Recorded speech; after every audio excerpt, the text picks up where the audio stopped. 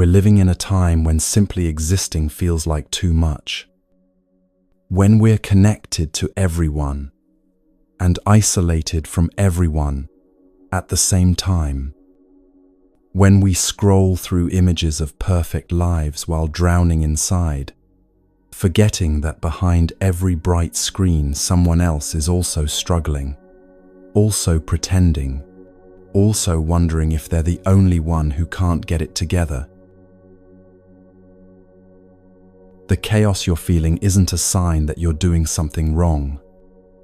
It's what happens when a human nervous system, designed for small tribes and slow seasons, suddenly finds itself in a world that never stops demanding, never stops moving, never stops asking for more. The Buddha began his teachings with a simple observation: suffering exists. Not as punishment, not as failure, but as a fundamental part of being human. And he offered this not as bad news, but as relief.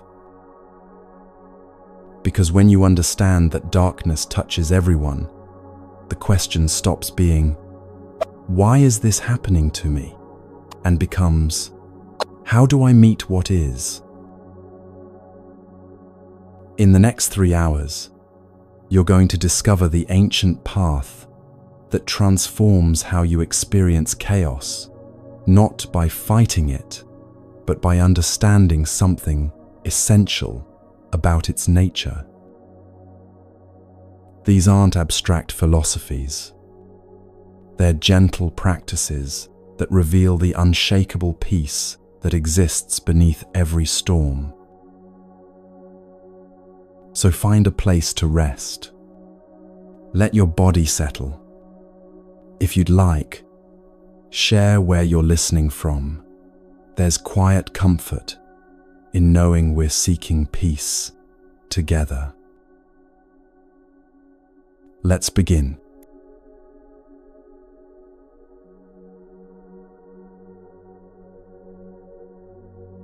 There's something we need to talk about. Something that touches every person who's ever felt that empty ache inside. That feeling that no matter what you do, no matter what you achieve or acquire or experience, it's never quite enough. There's always something missing, always one more thing you need before you can finally rest. This isn't a personal failing. This is the second noble truth the Buddha taught, that craving, this endless wanting, is what transforms ordinary pain into deep suffering. But let's be honest about what this looks like in real life, because ancient teachings don't always capture the specific ways this pattern plays out in our modern world. You wake up feeling heavy, so you reach for your phone. The scrolling doesn't actually help, but it fills the space where discomfort was starting to bloom. You get to work, and the day feels overwhelming, so you plan a vacation, something to look forward to, something that will finally bring the relief you're seeking. The vacation comes and goes, beautiful but somehow not quite what you hoped. And within days of returning, that same emptiness is back. So you think maybe it's about fitness. You join a gym, buy new workout clothes, commit to becoming the person who has their life together. For a while, the novelty fills the gap, but then the routine becomes just routine, and the emptiness underneath remains untouched. Maybe it's about learning something new. You take a course, read books, consume podcast after podcast about self-improvement and personal growth. You collect information like some people collect stamps, hoping that somewhere in all that accumulated knowledge, you'll find the missing piece that makes everything click into place. Or perhaps it's about relationships. You think if you could just find the right person, the right circle of friends, the right community, then you'd finally feel complete. And when relationships disappoint, because all relationships eventually involve disappointment, you either double down trying to fix them or move on to seek better ones. The pattern is always the same. Something feels lacking inside, so you look outside for something to fill it. And here's the devastating truth: it works. Temporarily, it actually works. That new experience does bring excitement. That purchase does create a moment of satisfaction. That relationship does ease the loneliness, at least at first. The problem isn't that these things fail to help at all. The problem is that they never help enough, never help for long enough, never touch the actual source of the emptiness. So you consume more experiences, more possessions, more knowledge, more connections, more entertainment, more distraction, more anything that might finally be the thing that works. And the world we live in has become brilliantly, terrifyingly efficient at feeding this pattern. There's an app for every craving, a product for every inadequacy, a solution for every problem, all just a click away, all promising to fill the hole you're feeling. You can order anything and have it arrive tomorrow. You can connect with anyone across the globe instantly. You can access infinite entertainment, infinite information, infinite possibility. And yet, have you noticed, the more available everything becomes, the less satisfied we seem to be. This is what the Buddha saw 2,500 years ago, before smartphones and same-day delivery, before the internet made the entire world's offerings accessible from your bed. He saw that the human mind, left to its own devices, creates an endless cycle of desire and temporary satisfaction and renewed desire. He called it tanha, craving, thirst, the grasping quality of mind that always wants what it doesn't have. And he taught something radical. He said the way out isn't through better consuming or smarter seeking or finally finding the right thing to fill you up.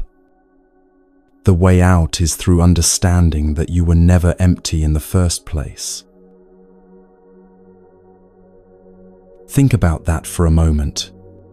Really let it land. What if the emptiness you've been trying to fill isn't actually emptiness? What if it's just space, natural, necessary space that you've been taught to fear and avoid? In the teaching traditions that understand this deeply, they use the metaphor of a cup.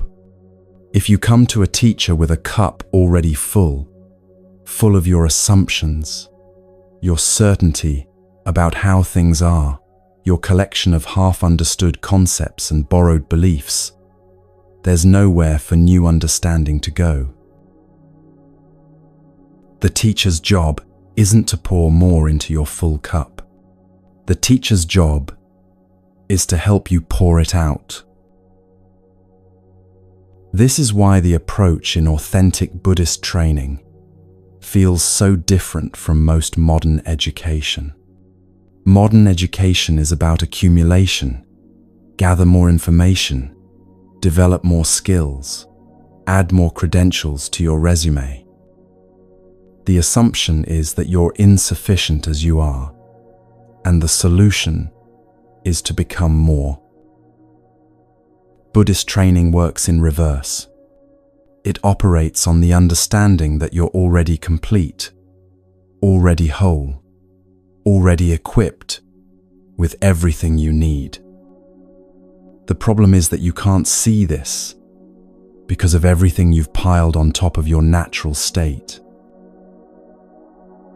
All the beliefs about who you're supposed to be, all the stories about what you need to be happy, all the concepts about how life should work and what it means when it doesn't work that way, all the accumulated weight of other people's opinions, society's expectations, your own judgments about your adequacy.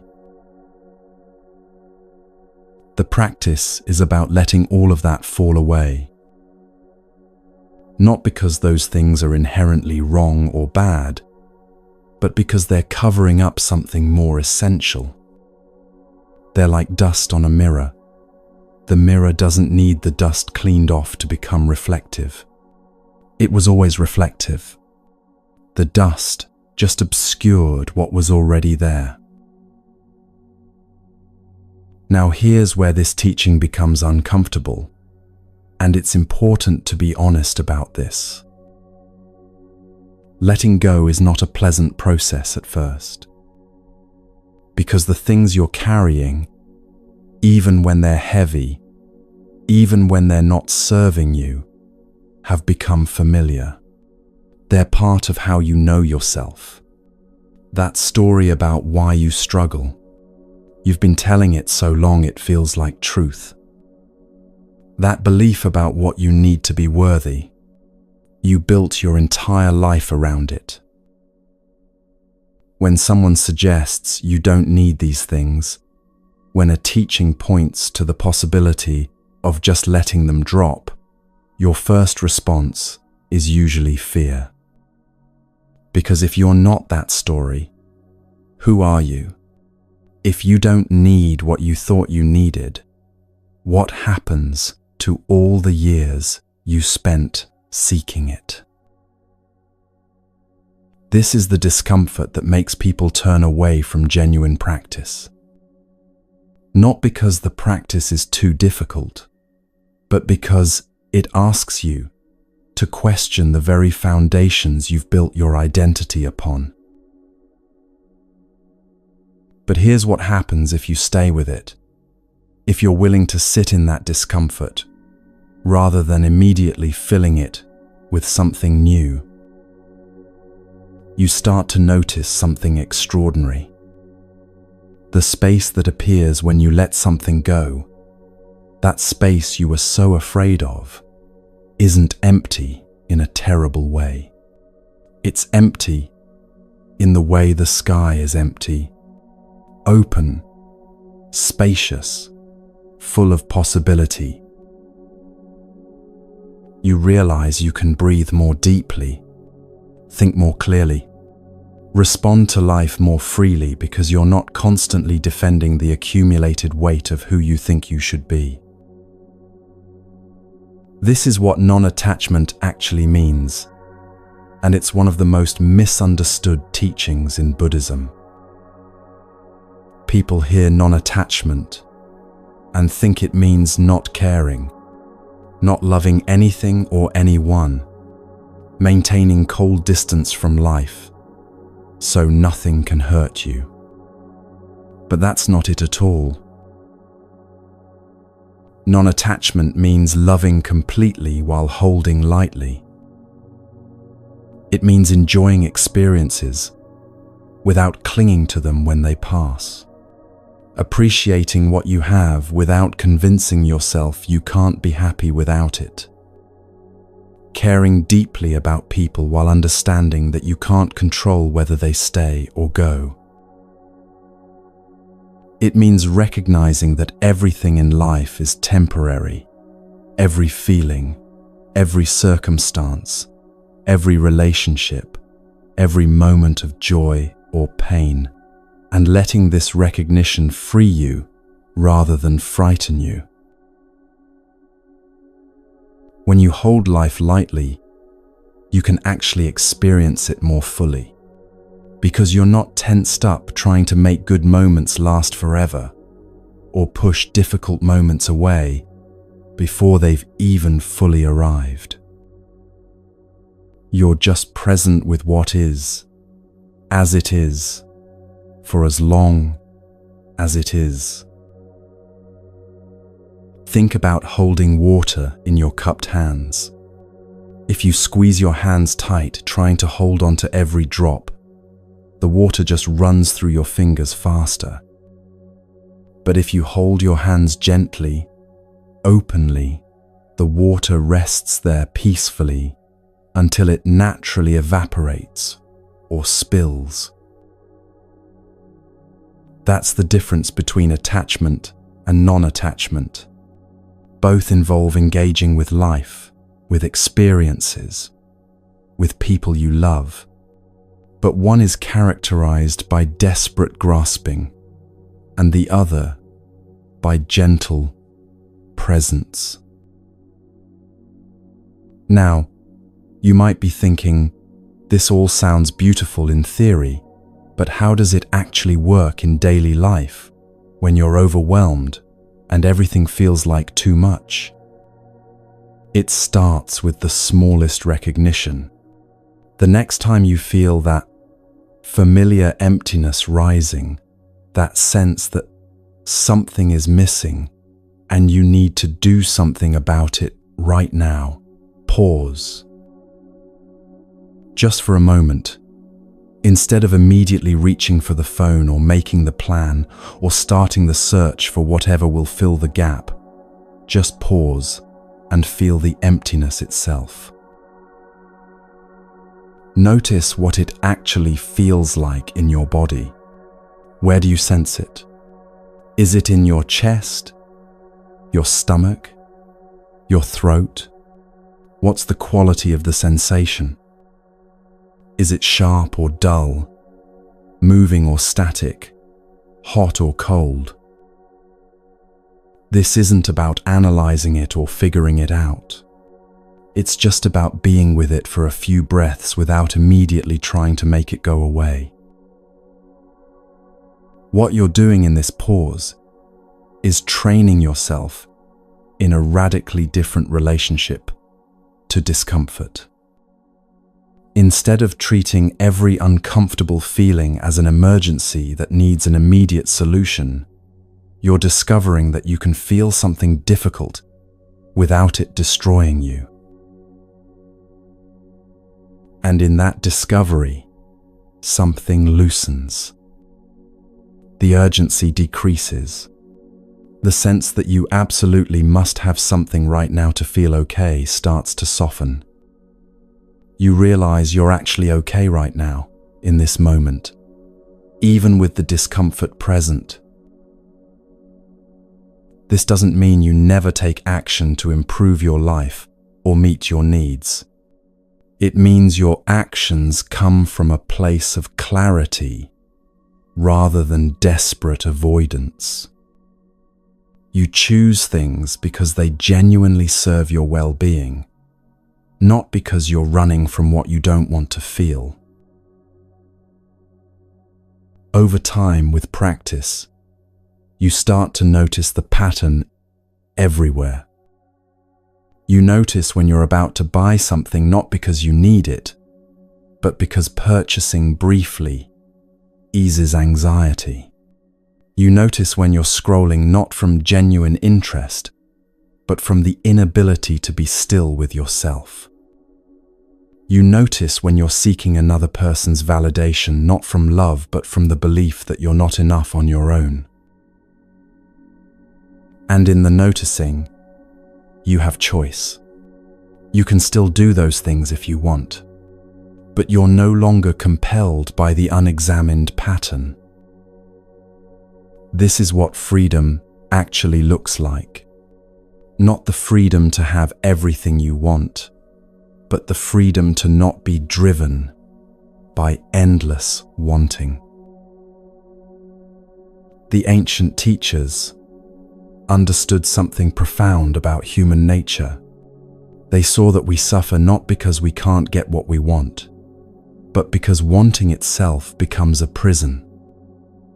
The endless cycle of desire and temporary satisfaction and renewed desire keeps us perpetually reaching for the next thing, never arriving, never resting. But they also saw the way out. Stop adding more. Start letting go. Empty the cup so you can finally see what was there all along beneath everything you piled on top. Your completeness, your natural peace, your inherent capacity for presence and clarity and joy that doesn't depend on external circumstances arranging themselves perfectly. This teaching doesn't ask you to become something you're not. It invites you to stop pretending to be something you're not. To stop performing the exhausting role of someone who needs fixing, who needs more, who needs anything beyond what already exists in this moment. It's the gentlest teaching, and also the most challenging, because it requires you to let go of the very strategies you've used your entire life to feel safe and worthy and enough. But here's what makes it worth the discomfort. Those strategies weren't working anyway. If they were working, you wouldn't be here listening to these words. You wouldn't be seeking something different. You'd be satisfied with the cycle of consume, feel better briefly, need more, consume again. The fact that you're here means some part of you already knows there's another way. Some part of you is ready to stop filling the cup and start emptying it instead. And that readiness, that willingness to consider that less might actually be more, that's not the beginning of the path. That's already the path itself. You're not preparing to start. You've already begun.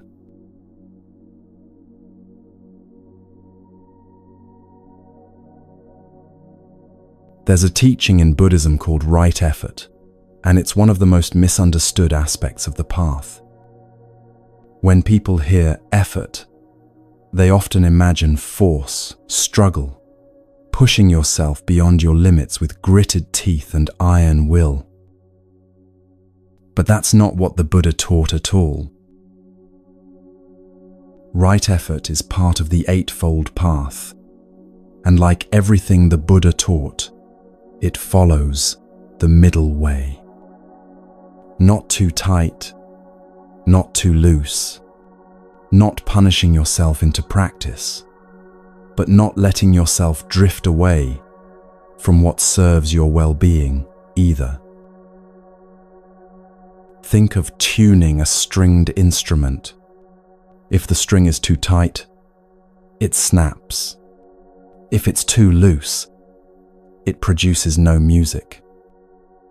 The art is finding that perfect tension where sound becomes possible. This is how we need to approach practice in our lives, with enough structure to create consistency, but with enough gentleness to be sustainable, with enough commitment to keep showing up, but with enough compassion to forgive ourselves when we stumble. The modern world has taught us a particular relationship with discipline that needs examining. We've been trained to think that change requires dramatic action, intense willpower, complete transformation overnight. We see this everywhere: extreme diets, aggressive workout programs, radical life overhauls that promise to fix everything if you just commit hard enough. And what happens? Most people burn out within weeks. They start with enormous enthusiasm, push themselves to unsustainable extremes, and when they inevitably can't maintain that intensity, they collapse back into old patterns, now carrying an additional layer of shame about their perceived failure. The Buddhist approach is radically different. It's about small, consistent actions repeated over time. It's about building something sustainable rather than impressive. 5 minutes. That's all you need to start. 5 minutes a day of intentional practice, sitting quietly, breathing with awareness, bringing your attention back when it wanders. Not an hour of meditation, not a complete life restructure, just 5 minutes. But here's the key. It has to be every day. Not when you feel like it. Not when circumstances are perfect. Not when you're motivated and inspired. Every single day, whether you want to or not. Because what you're building isn't just the skill of meditation or mindfulness or whatever practice you choose. What you're building is something far more fundamental: the ability to keep a commitment to yourself, even when it's inconvenient. This is where genuine strength develops. Not in the moments when everything aligns and practice feels easy, but in the moments when every part of you wants to skip it, and you show up anyway. The Buddha spoke about right effort having 4 aspects: preventing unwholesome states from arising, abandoning unwholesome states that have already arisen, cultivating wholesome states that haven't yet arisen, and maintaining wholesome states that are present. In practical terms, this means paying attention to what's happening in your mind and life, and gently steering toward what serves your peace. When you notice you're about to spiral into familiar patterns of anxiety or anger or despair, that's the moment of preventing. You catch it early, before it fully takes hold, and you make a different choice. When you're already caught in those patterns, that's the moment of abandoning. You recognize where you are without judgment, and you find a way to let it go and return to steadiness. When you have a moment of clarity or peace or kindness, that's the moment of cultivating. You notice it, appreciate it, perhaps even deliberately practice it, so it becomes more familiar. And when you're in a good state, that's the moment of maintaining. You don't take it for granted, or immediately move on to the next thing. You rest in it, allowing it to deepen. None of this requires superhuman willpower. It just requires willingness, the willingness to pay attention, to care about your own well-being, to take small actions in service of your peace. Now let's talk about commitment, because this is where many people get stuck. We live in a culture that treats commitment as optional. Everything is flexible. contingent, subject to change if something better comes along. We keep our options open, avoid locking ourselves into anything that might limit future possibilities. And on the surface, this seems like freedom. But what it actually creates is a kind of paralysis where we never fully engage with anything because we're always half looking elsewhere for something more appealing. Real commitment is different. Real commitment means you decide something matters enough that you're going to see it through even when it gets difficult. Especially when it gets difficult. Because here's what commitment acknowledges that casual interest doesn't. Hard times are coming. If you commit to a daily practice, there will be days you don't want to do it. Days you're exhausted.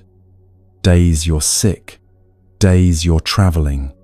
Days when life throws something unexpected your way, and practice feels like the last thing you have energy for. If you commit to a relationship, there will be times of conflict, misunderstanding, disappointment. Times when the easy thing would be to walk away rather than work through difficulty. If you commit to any meaningful path of growth, there will be plateaus where nothing seems to be happening, setbacks that feel like regression, moments where you question whether any of this is worth the effort. Commitment means you know all of this going in. You're not surprised when difficulty arrives. You expected it, and you decided beforehand that when it comes, you won't let it be the reason you quit. This is what makes commitment sacred in the deepest sense. Not because there's anything religious about it, but because it's how we demonstrate to ourselves that something matters more than our moment-to-moment comfort. Think about the commitment inherent in monastic life. Monks don't wake up every morning and decide whether they feel like practicing that day.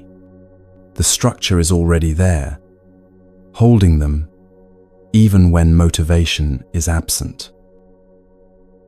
The community is there, practicing together even when individual enthusiasm wanes. The routine is there, continuing regardless of personal preference. This isn't about rigid control or forcing yourself into a mold. It's about creating conditions that support your deepest intentions, even when your surface-level desires pull in other directions. You don't need to join a monastery to access this wisdom. You just need to understand that your word to yourself needs to mean something.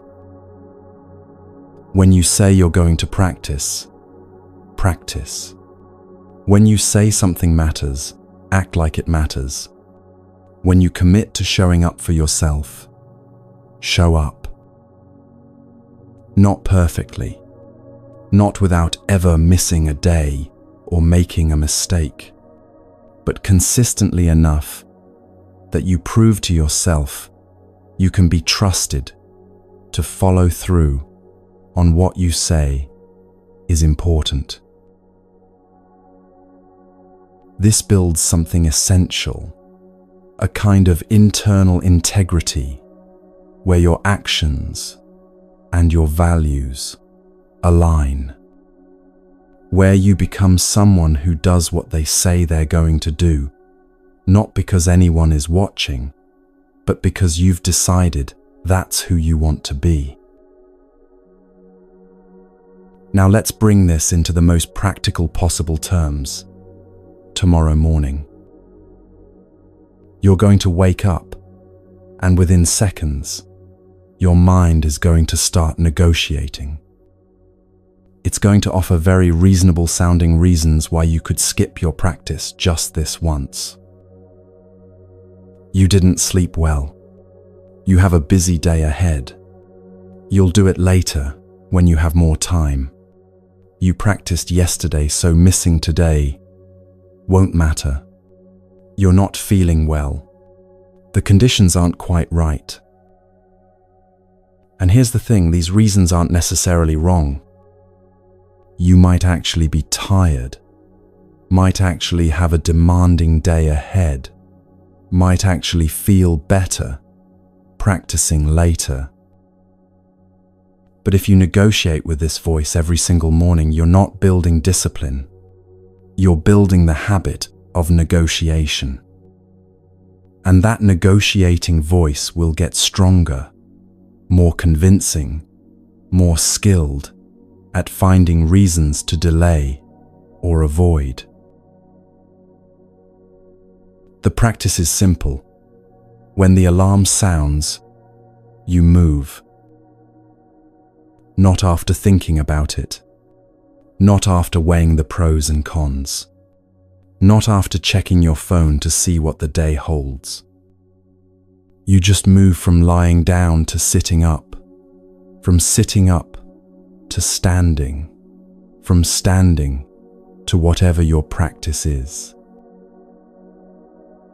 You move before the negotiating mind fully wakes up and starts its familiar routine. This isn't about being harsh with yourself. It's about being kind enough to yourself that you don't let the voice of momentary comfort steal your long-term well-being. Because that extra 5 minutes of sleep, it doesn't actually make you more rested. That delay until later rarely comes with more time or energy than you have right now. What actually happens when you move immediately is that the resistance dissolves. You thought it would be hard to practice, but once you're actually doing it, it's fine. Often it's more than fine. It's exactly what you needed. The hardest part is always the gap between lying in bed and beginning. Once you're on the other side of that gap, momentum carries you. This is where discipline becomes your friend rather than your enemy. It removes the daily decision-making burden. You don't have to figure out whether you feel like practicing, because that's not the question anymore. The question is already answered. You practice. The only remaining question is how, and that's much easier to navigate. Over time, something remarkable happens. The practice that once required enormous effort becomes the easiest part of your day. Not because it's suddenly effortless, but because you've built such a strong habit that it requires less and less willpower to maintain. You've created a groove, a well-worn path that your mind and body know how to follow, even when you're tired, stressed, or distracted. The discipline you once had to force becomes the structure that holds you when everything else feels chaotic. And here's the beautiful paradox. This structure, which might seem limiting or rigid from the outside, actually creates freedom. When you don't have to negotiate with yourself every morning about whether to practice, you have more energy for everything else. When you know you can count on yourself to follow through on commitments, you stop carrying the low-grade anxiety of wondering whether you'll actually do what you say matters. When you have a foundation of consistent practice, everything else in your life has a steady base to build from. This is gentle discipline, not the harsh, punishing kind that breaks you down, but the kind, consistent kind that builds you up one small action at a time. It's discipline that comes from love rather than judgment, from caring about your well-being enough to protect it, even from your own momentary resistance. It's showing up for yourself the way you'd show up for someone you deeply love, reliably, patiently, with forgiveness for imperfection, but also with the gentle insistence that some things are non-negotiable because they matter too much. Your peace matters that much. Your practice matters that much. Your commitment to your own growth matters that much. Not because you need to prove anything to anyone, but because you deserve to experience what happens when you consistently show up for what serves your deepest well-being. So start with 5 minutes. Just 5 minutes tomorrow morning, before the negotiating mind wakes up fully. And the morning after that. And the morning after that. Not perfectly, not with rigid intensity, but with gentle, persistent consistency that honors both your commitment and your humanity. This is how transformation actually happens, not through dramatic overhauls, but through small actions repeated so regularly, they become part of who you are. One breath at a time, one morning at a time, one gentle, persistent choice at a time. That's the path. That's all it's ever been.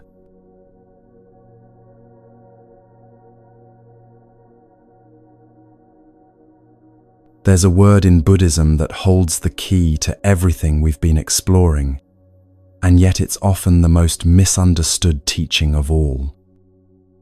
The word is equanimity, and in Pali, the language of the earliest Buddhist texts, it's called upekkha. When people first hear about equanimity, they often imagine someone who doesn't feel anything. Someone cold, detached, unmoved by life's beauty or pain. Someone who's achieved peace by shutting themselves off from the fullness of human experience. But that's not equanimity at all. That's numbness. And numbness is just another form of suffering. True equanimity is something far more alive, far more engaged, far more human than detachment could ever be. It's the capacity to feel everything, joy and sorrow, pleasure and pain, praise and criticism, while remaining steady at your center. Imagine standing on the shore watching waves roll in. Some waves are gentle, some are powerful, some crash violently against the rocks.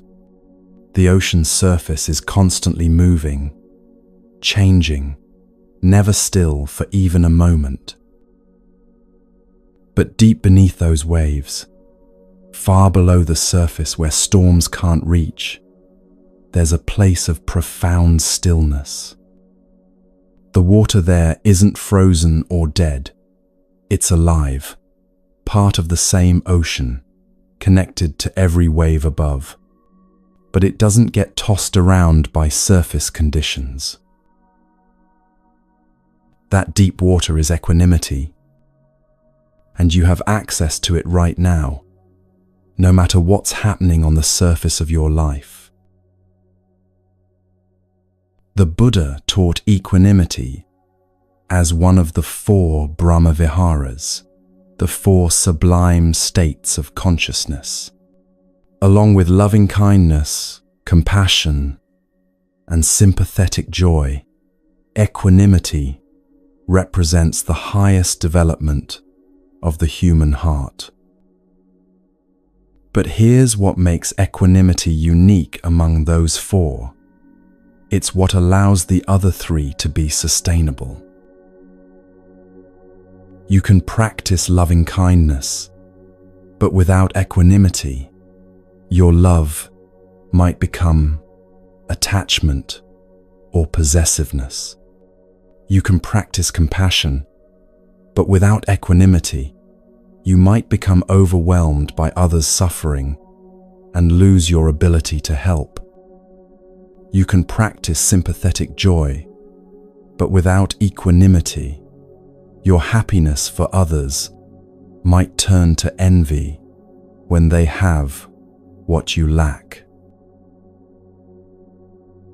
Equanimity is what keeps every other practice balanced, grounded, true to its original purpose. It's the foundation everything else rests upon. Now let's talk about what this looks like in the chaos of real life, because ancient teachings don't always translate obviously to modern experience. You receive news that changes everything.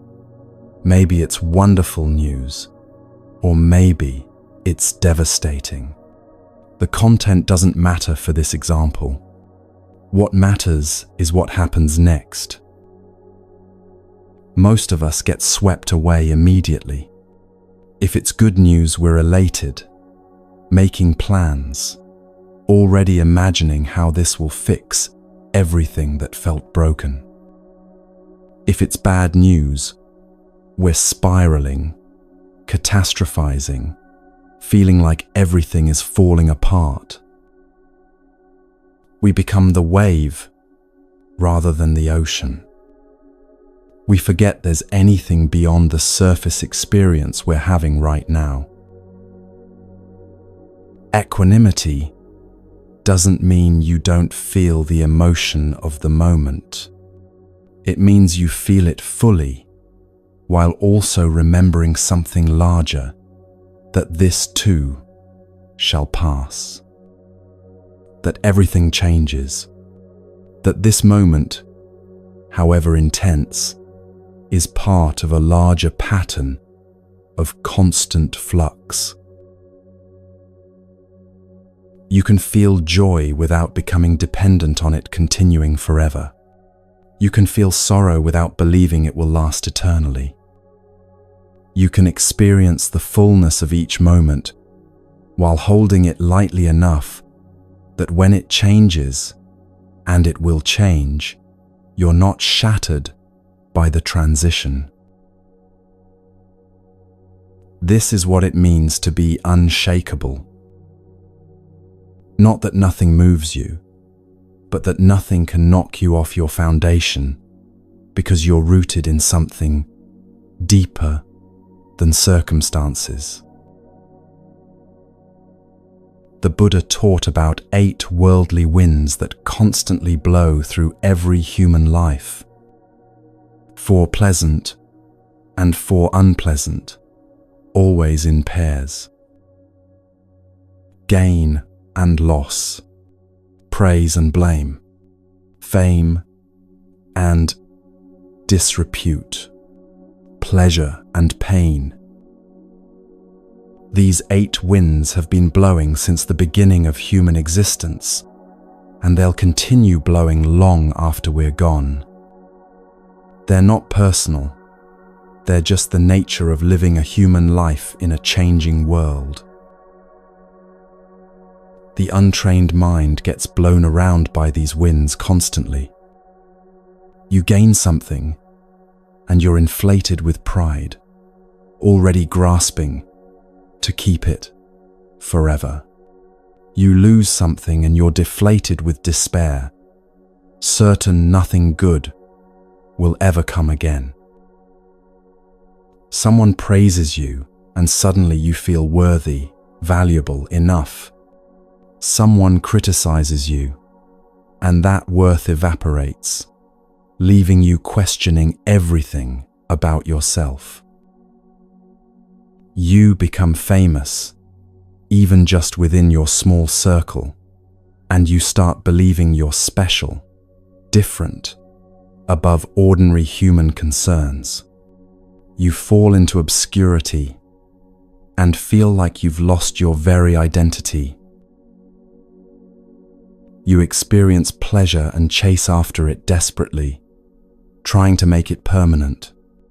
You experience pain and run from it frantically, willing to do almost anything to make it stop. Back and forth, up and down, tossed around like leaves in a storm. This is exhausting. This is suffering. Equanimity is what happens when you stop letting these winds determine your worth, your peace, your sense of who you are. Let's look specifically at praise and blame, because these two winds probably blow harder in modern life than they ever have before. You post something online, a thought, a photo, a piece of work you're proud of. Within minutes, people are responding. Some love it, shower you with validation, tell you you're amazing. Others criticize it, point out flaws, question your judgment or taste or competence. And if you're not established in equanimity, you ride this roller coaster all day long. Each positive comment lifts you up temporarily. Each negative comment brings you crashing down. Your sense of self, your mood, your peace, all dependent on what strangers on the internet think about something you shared. This is not freedom. This is prison. The practice of equanimity with praise and blame isn't about not caring what anyone thinks. It's about understanding that other people's opinions, whether positive or negative, can't tell you who you actually are. When someone praises you, you can acknowledge their kindness without inflating yourself. You can appreciate their words without needing them to be true or permanent. You can say thank you and let it pass through you rather than clinging to it as evidence of your worth. When someone criticizes you, you can consider whether there's something useful in what they're saying without being destroyed by it. You can discern between criticism that comes from wisdom and criticism that comes from someone else's pain. You can hear it, learn from it if there's something to learn, and let it go if there isn't. But here's what makes this practice so challenging. We're deeply conditioned to use external validation as our measure of worth. From childhood, most of us learn that praise means we're good and criticism means we're bad. We learn to shape ourselves according to what earned approval and avoid what brought disapproval. We learn that our value isn't inherent. It's something we have to earn, prove, maintain through performance. Equanimity asks you to unlearn all of that. It asks you to find your center independent of whether anyone else thinks you're wonderful or terrible. It asks you to know your own worth so deeply that praise can't make you more and blame can't make you less. This doesn't happen overnight. This is practice, sometimes years of practice, of catching yourself in the moment when praise inflates you or blame deflates you, and gently returning to center. What is that center? What are you returning to? You're returning to a simple truth that the Buddha taught, and that every authentic spiritual tradition has recognized in its own language. Your true nature is already complete. Nothing can be added to it. Nothing can be taken from it. All the praise in the world can't make you more than you already are. All the criticism in the world can't diminish what you actually are beneath the surface personality. Think about that for a moment. Really let it sink in. If someone calls you brilliant, have you actually become more intelligent in that moment? If someone calls you worthless, has your inherent dignity actually disappeared? The answer is obviously no. Words are just words. Opinions are just opinions. They describe someone's perception, not your fundamental nature. But we forget this constantly. We take in other people's views of us as if they're objective truth rather than subjective interpretation, filtered through their own history, biases, wounds, and projections. Equanimity is remembering, again and again, that you are not the story anyone tells about you, including the stories you tell about yourself. You are something more fundamental than any description could capture. Something that exists prior to labels, beyond categories, deeper than any role you play or identity you hold. The Buddhist teaching points to this as your Buddha nature, your original face, the awareness that witnesses all experience, but isn't defined by any particular experience. And this isn't abstract philosophy. This has immediate, practical relevance to how you move through each day. When you know yourself as this deeper ground rather than as the surface waves, everything changes. A difficult interaction doesn't devastate you because you know you're more than how someone treated you in that moment. A failure doesn't define you because you understand that outcomes don't determine your value. Success doesn't intoxicate you because you recognize it as temporary and conditional, rather than proof of superiority. You become like a mountain. Rain falls on the mountain remains. Sun shines on the mountain remains. Storms rage around the mountain remains. Seasons change, vegetation grows and dies, climbers come and go, but through it all, the mountain remains essentially itself. This is the unshakable foundation equanimity builds.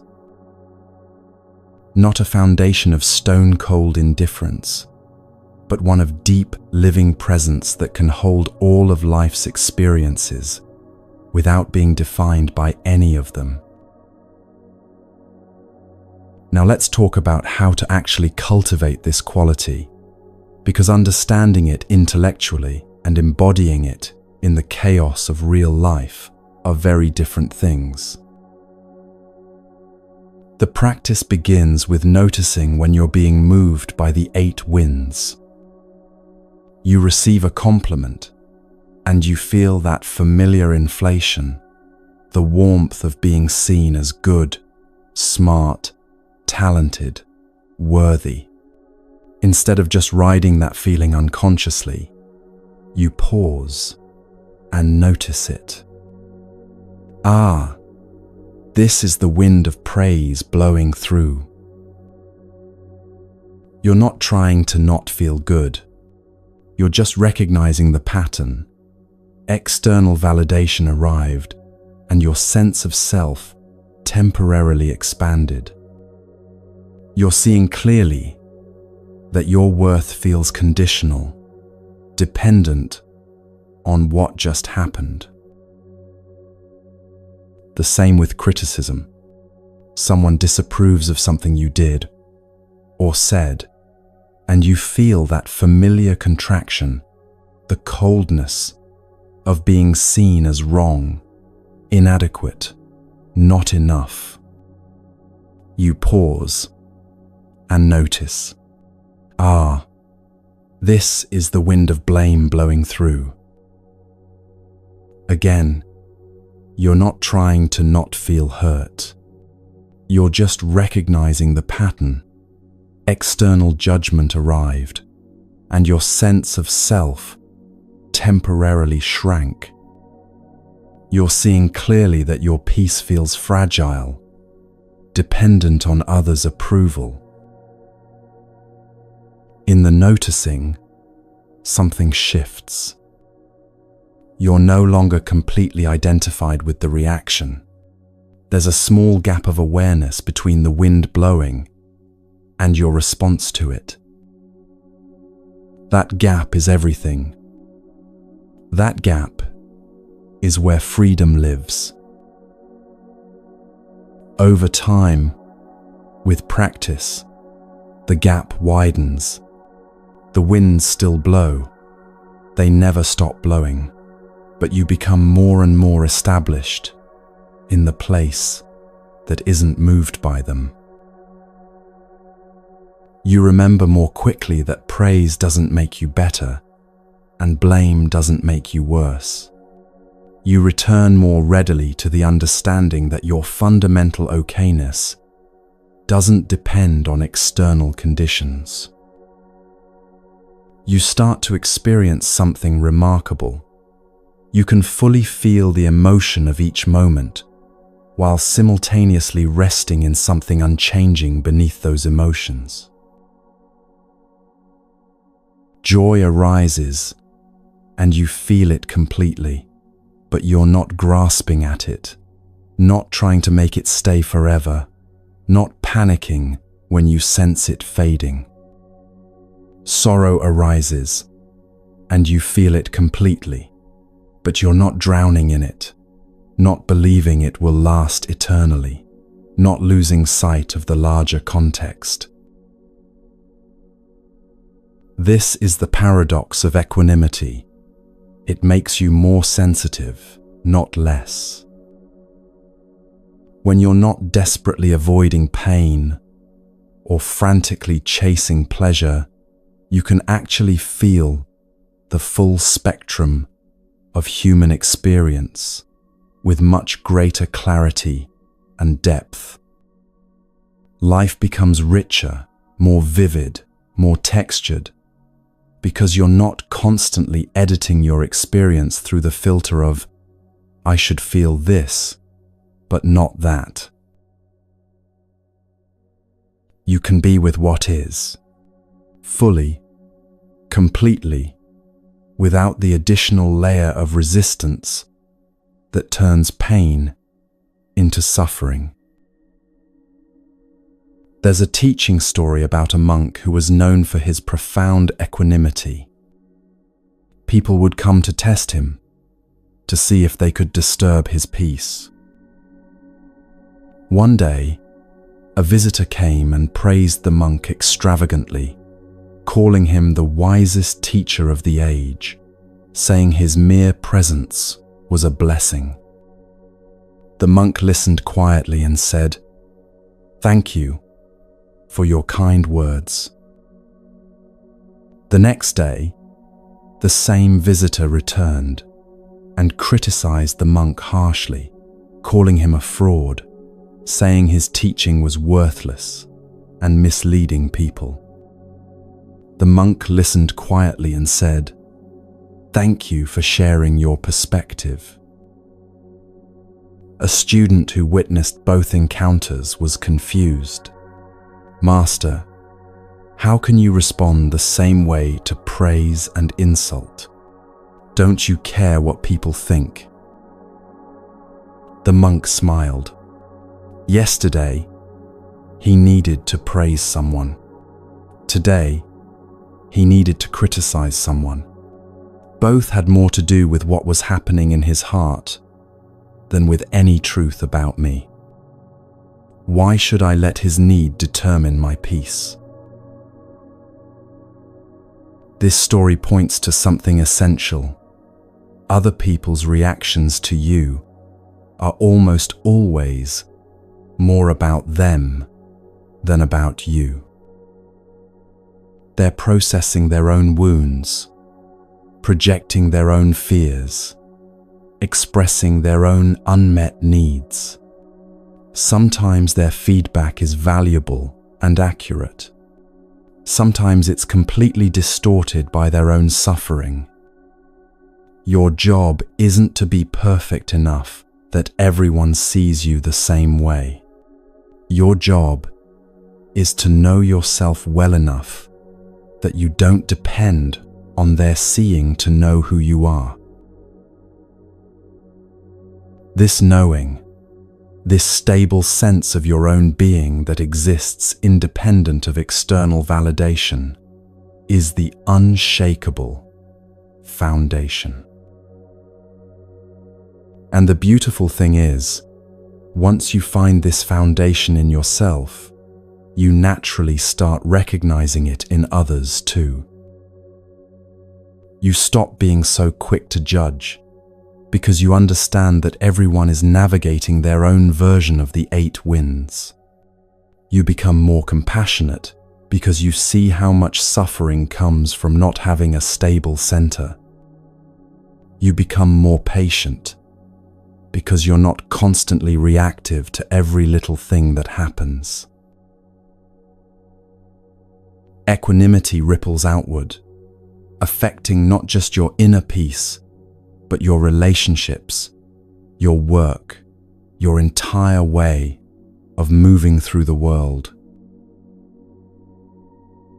You become someone others can count on to stay steady when things get chaotic.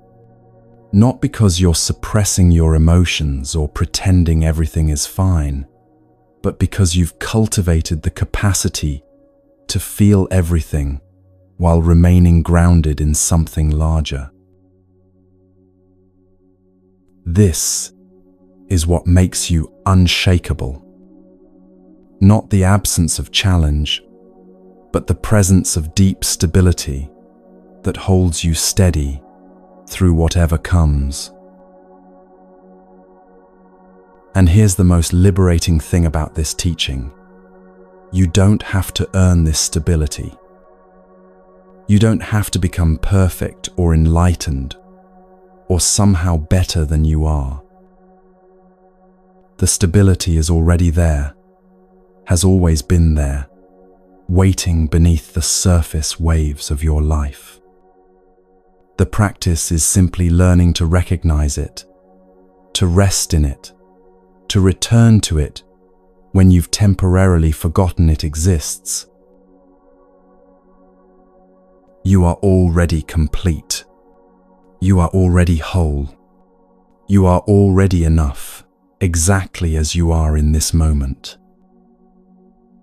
Not because of what you've accomplished or who you've become or how well you're performing, but because your true nature has never been incomplete, has never been inadequate, has never been anything other than fundamentally okay. The 8 winds blow through, and this nature remains unchanged. Circumstances shift, and this nature remains stable. Life brings its full spectrum of experiences, and beneath them all, this nature rests in quiet, unshakable peace. This peace is not far away. It's not something you'll finally achieve after years of perfect practice. It's here, now, in this very moment, closer to you than your own breath. The only thing between you and this peace is the belief that you need to be different than you are to access it. So let that belief go. Rest in what's already here. Be the mountain that watches the weather change without being defined by sunshine or storm. This is equanimity. This is the unshakable foundation.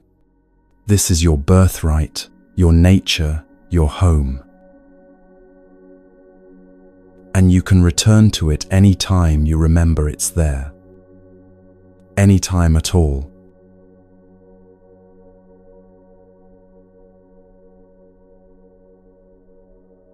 There's a weight you've been carrying for so long that you've almost forgotten it's there. It's become part of your normal, this heaviness, so familiar that you've learned to move through life with it pressing against your chest, slowing your steps, coloring everything you see with its particular shade of grey. Maybe it's something that happened years ago that still plays in your mind like a song you can't turn off. Maybe it's a mistake you made that you've never quite forgiven yourself for. Maybe it's something someone did to you that left a mark you can still feel when you're quiet enough to notice. Whatever it is, it's stealing your present. Because here's what happens when we carry unresolved pain from the past. We're never fully here.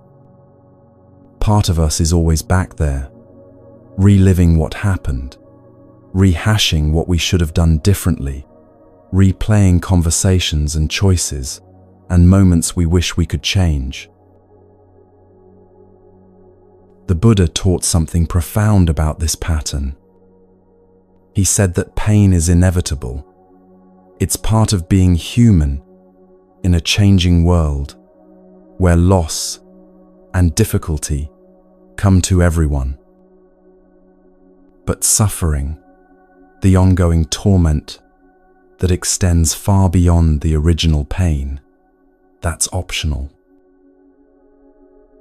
Suffering is what happens when we can't let go, when we hold on to pain long after the original wound has healed, when we replay our grievances, nurse our regrets, feed our resentments until they become part of our identity.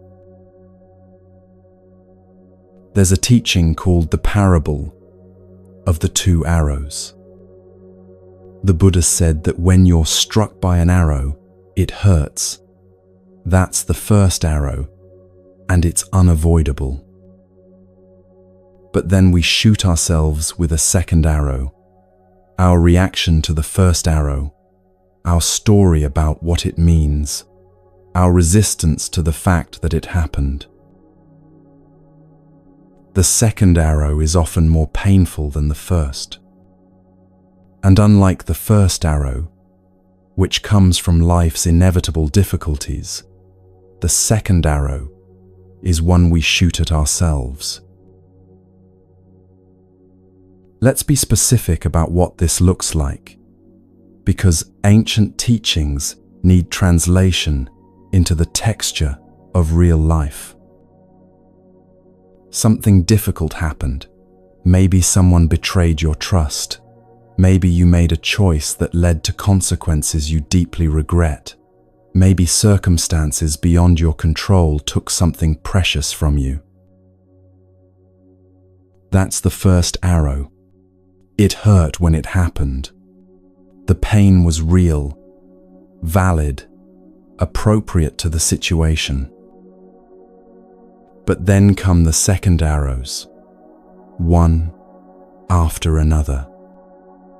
I should have seen it coming. How could I have been so stupid? I'll never trust anyone again. This proves I'm fundamentally flawed. They should have known better. I can't believe they did that to me. Things will never be okay again. I don't deserve good things after what I did. Each of these thoughts is another arrow. Each judgment, each rumination, each replay of the painful event, more arrows, shooting yourself over and over with the memory of something that already happened and cannot be changed. And here's the devastating truth. The person or situation that caused the original pain might be long gone. They've moved on, maybe they're not even thinking about what happened anymore. But you're still there, still shooting arrows, still bleeding from wounds you're keeping fresh through constant reopening. This is what keeps you suffering. Not what happened, but what you're doing with what happened. Now, before we go further, something needs to be said clearly. This teaching is not about pretending pain didn't hurt. It's not about spiritual bypassing or forcing yourself to get over it before you're ready. It's not about minimizing harm or excusing bad behavior or convincing yourself that something terrible was actually fine. Pain deserves acknowledgement. Grief deserves space. Anger at injustice is sometimes the appropriate response. But there comes a point, and only you can know when that point arrives, where continuing to hold on to pain stops being about honoring what happened and starts being about something else. It becomes about identity. I am the person this happened to. It becomes about righteousness. I have the right to stay angry. It becomes about protection. If I let this go, I'm vulnerable to being hurt again. And sometimes, though this is hard to admit, it becomes about not having to move forward. Because as long as you're still processing what happened, you don't have to face what comes next. The Buddha's insight was that everyone, absolutely everyone who has ever lived, carries some version of this weight. 8 billion people currently alive on this planet, and every single one of them has experienced pain they wish hadn't happened. Every single one of them has regrets, disappointments, moments they wish they could redo. Every single one of them has been hurt by someone and has hurt someone else, whether intentionally or not. You are not unique in your suffering. You are not specially broken or particularly damaged. You are human, and this is part of what being human means. Understanding this, really taking it in, changes something. Your pain stops being evidence that something is wrong with you specifically and becomes evidence that you're part of the human experience generally. This doesn't make the pain less real, but it makes it less isolating less like a personal failure and more like a universal challenge that everyone navigates in their own way. Now let's talk about the two most common forms of weight people carry: the weight of self-blame and the weight of blame toward others. When you blame yourself, you carry your own judgment like a stone tied around your neck. Every day, you remind yourself of what you did wrong, what you should have known, how you failed to meet your own standards or other people's expectations. The Buddha taught about wise understanding, which includes seeing clearly that mistakes are part of learning. Everyone makes mistakes, especially when they're encountering situations for the first time, without prior experience to guide them. The first time you do something and it goes wrong, that's not a mistake, that's education. That's how learning happens. You try something, it doesn't work out the way you hoped, and now you have information you didn't have before. But we torture ourselves over these first-time errors, as if we should have somehow known better before we had the experience that would teach us.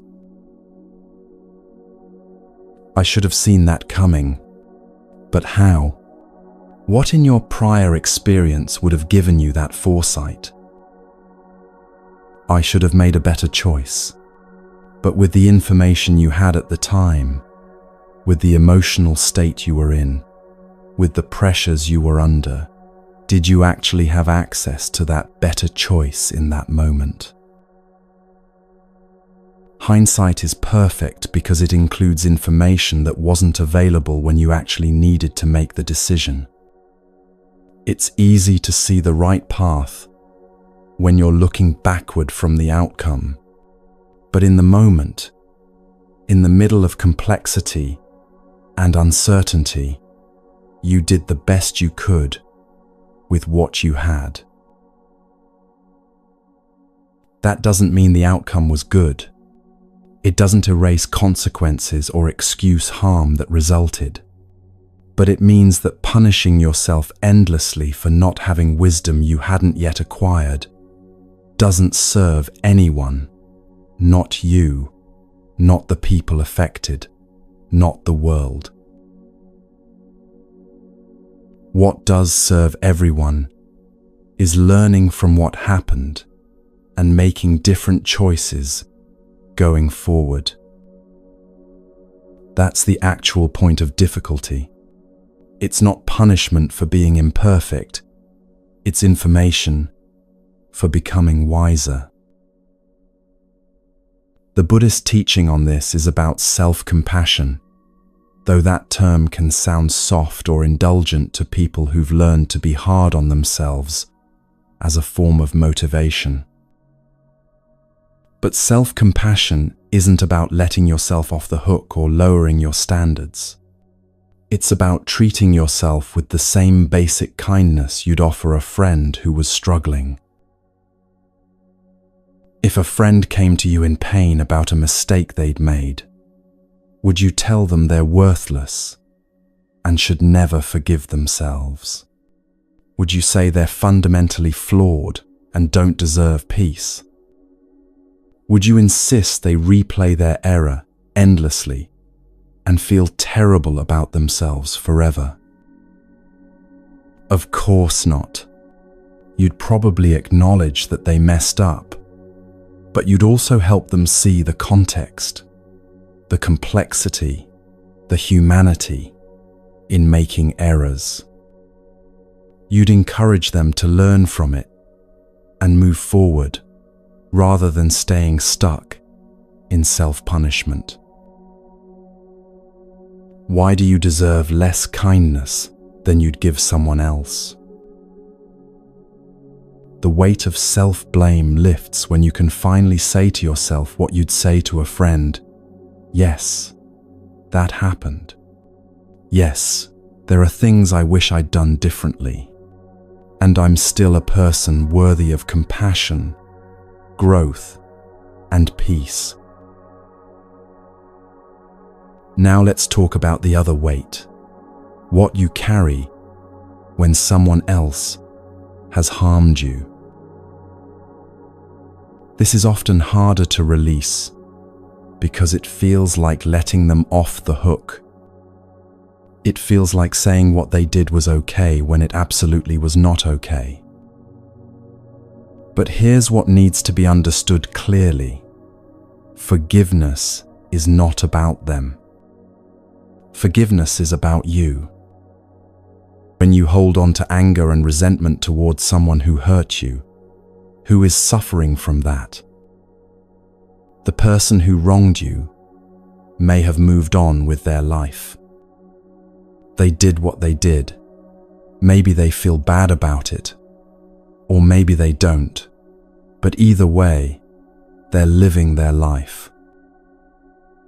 And you're still sitting here, still angry, still hurt, still replaying what happened, still letting it poison your present moment. They made the mistake, but you're the one still suffering from it. Something about this doesn't add up. The Buddha taught something that sounds impossible at first, that hate never ends hate. That responding to anger with anger just creates more anger. Responding to harm with harm just perpetuates cycles of harm. He said that hatred never ceases by hatred, but by love alone is healed. This is not a fluffy teaching. This is one of the hardest, most challenging things the Buddha ever said. Because when someone has genuinely hurt you, the last thing you want to hear is that love is the answer. But let's look at what this actually means in practice, because it's not what most people think. It doesn't mean you have to like the person who hurt you. It doesn't mean you maintain relationship with them if that relationship is harmful. It doesn't mean you trust them again, or pretend what happened didn't happen, or let them continue to cause harm. What it means is that you find a way to see their humanity even while clearly seeing their harmful actions. Here's a truth that's difficult to accept. Hurt people hurt people. When someone causes harm, it's almost always because they themselves are in pain, even if that pain is buried so deep they're not conscious of it. Complete, fulfilled, peaceful people don't lash out at others.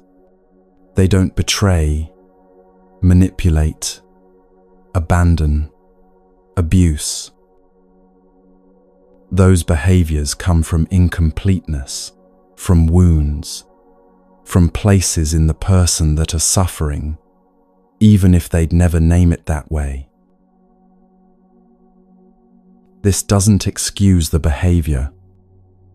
Understanding why someone caused harm doesn't make the harm okay, but it changes how you hold it.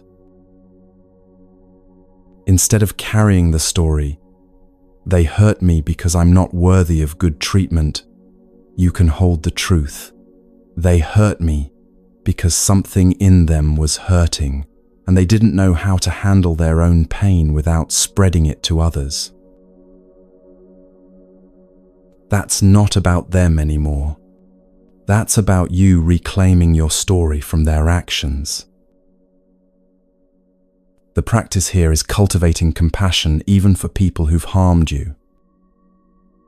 Not because they deserve it, we're not talking about deserving. We're talking about what liberates you from carrying their actions like a weight for the rest of your life. There's a Buddhist practice called metta, or loving kindness meditation, that directly addresses this. You start by directing kind wishes toward yourself. May I be peaceful. May I be happy. May I be free from suffering. Then you extend those wishes to people you love easily. Then to neutral people you neither love nor dislike. Then to difficult people. And finally, to all beings everywhere. The difficult people section is where the practice gets challenging, because you're asked to genuinely wish for their peace, their happiness, their freedom from suffering, even if they hurt you. And here's what's remarkable. When you can do this, even a little bit, something inside you loosens. You realize that wishing them peace doesn't diminish your own experience of harm. It doesn't mean what they did was acceptable. It doesn't mean you have to welcome them back into your life. It just means you're choosing to not let their actions define your capacity for compassion. You're choosing to not let their wounds infect your heart with permanent bitterness. This is the hardest path, and it's also the only path that leads to real freedom. Because revenge doesn't heal anything. It might feel satisfying in fantasy, but in practice, it just creates more pain that ripples outward, touching more people, creating more harm that will require more healing. And holding on to resentment doesn't protect you. It doesn't prevent future harm. It just keeps you connected to the person who hurt you through the constant thread of your anger toward them. Every time you think about what they did with rage and resentment, you're giving them space in your mind. Every time you rehearse your grievance, you're keeping them present in your life, even if they're physically absent. Forgiveness, real forgiveness, not the shallow kind that's just words, cuts that thread. It says, "What you did hurt me deeply, and I'm choosing to not carry that hurt anymore. I'm putting it down, not because you deserve my forgiveness, but because I deserve my freedom." This kind of forgiveness is a practice, not a one-time decision. You put the weight down, and tomorrow, your mind might pick it back up again. So you put it down again, and again, as many times as it takes until your hands learn to stay open. Some days you'll feel genuine compassion for the person who hurt you, understanding that they were suffering too. Other days you'll feel the anger rise up fresh, as if it just happened. Both of these are normal. Both are part of the process. What changes over time is how long you stay in the anger before returning to the choice to release it. And gradually, very gradually, the weight lightens. Not because you've forgotten what happened or decided it didn't matter, but because you've stopped using it as a reason to close your heart. The Buddha understood something profound. Nowhere in this world has hate ever ended hate. Think about any situation where responding to harm with more harm has led to genuine peace and resolution. In personal relationships, in communities, in conflicts between groups or nations, has answering violence with violence, betrayal with betrayal, hatred with hatred, ever produced lasting peace? Or does it just create cycles that continue indefinitely until someone finally has the courage to stop, to not retaliate, to choose a different response? Breaking these cycles requires someone to absorb the harm without passing it on, to feel the pain fully without using it as justification to cause pain in return. This is not weakness. This is the strongest thing a human being can do. It takes far more strength to feel hurt and respond with compassion than to feel hurt and respond with retaliation. It takes far more courage to forgive than to nurse grievances. But it's the only path that actually leads to peace. Not just peace between you and the person who hurt you, but peace within yourself. Because here's what happens when you finally let go. You get your life back. All the energy you were spending on staying angry, on replaying what happened, on imagining revenge, or rehearsing speeches you'll never give, that energy becomes available for your actual life. All the space that resentment was taking up in your heart and mind becomes available for joy, for connection, for presence with what's actually here now, rather than what happened then. You wake up one morning and realize you went the whole day without thinking about what they did. And then it's 2 days, then a week. The person who once dominated your thoughts becomes just another human being who crossed your path and is now gone. They don't disappear from your memory. What happened still happened, but it stops being the lens through which you see everything else. It becomes one chapter in your story rather than the story itself. And in that release, you discover something profound. You are not what happened to you. You are not defined by the worst thing anyone ever did to you. You are not limited by the worst thing you ever did. You are not your mistakes, or your wounds, or your history of pain. You are the awareness that holds all of those experiences, learns from them, and continues forward. You are the capacity to heal, to grow, to choose differently, to begin again. This is what the path of letting go offers. Not freedom from ever having been hurt, but freedom from being defined by hurt. Not freedom from ever having made mistakes, but freedom from being imprisoned by regret. The weight you've been carrying, you can put it down. Right now, in this moment, you can let your hands open and feel what it's like to not hold on to it anymore. It might feel unfamiliar at first. You've been carrying it so long that the lightness feels strange, almost wrong, like you're forgetting something important. But you're not forgetting. You're remembering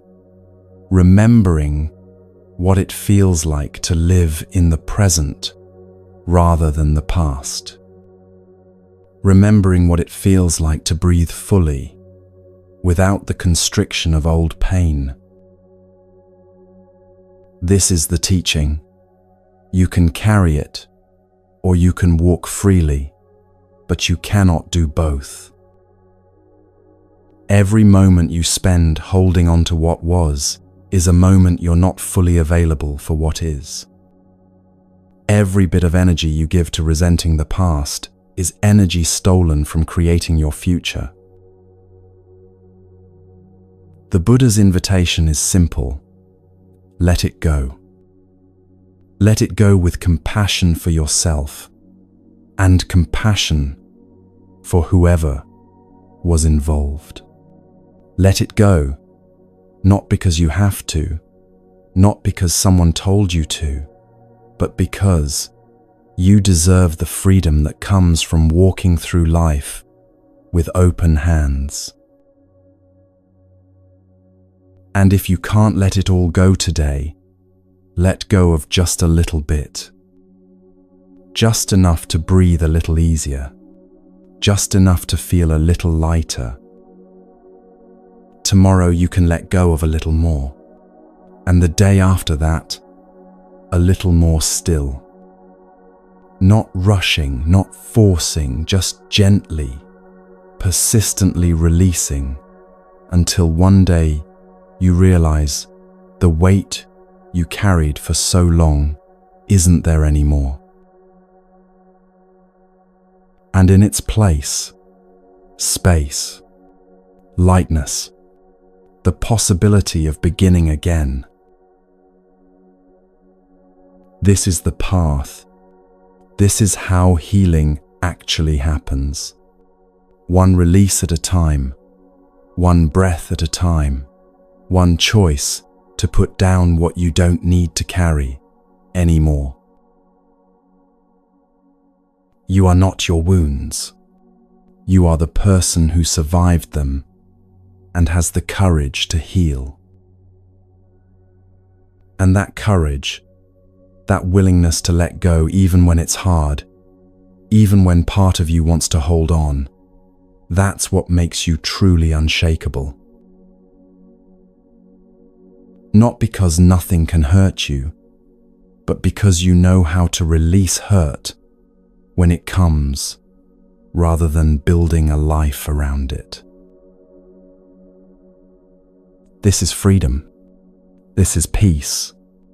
This is what waits on the other side of letting go.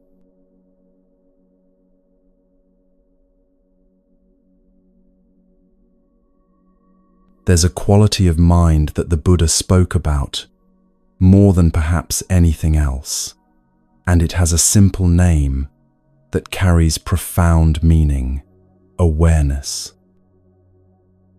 In Pali, the language of the earliest Buddhist teachings, the word is sati, often translated as mindfulness or awareness.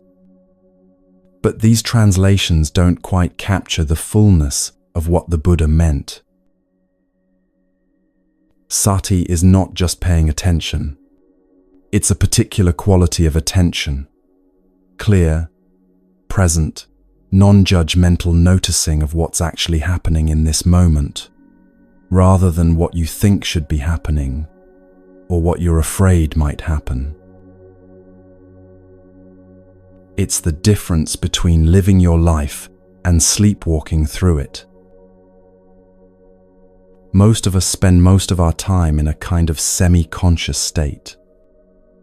We're physically present but mentally somewhere else, replaying yesterday, planning tomorrow, lost in thoughts that have nothing to do with the actual experience we're having right now. You're eating, but not tasting. You're walking, but not feeling your feet touch the ground. You're listening to someone speak, but not really hearing them because you're already formulating what you'll say next. This is not living. This is existing on autopilot, while your actual life passes by unnoticed. The Buddha taught that awareness is the foundation of everything else. Without awareness, you can't see clearly.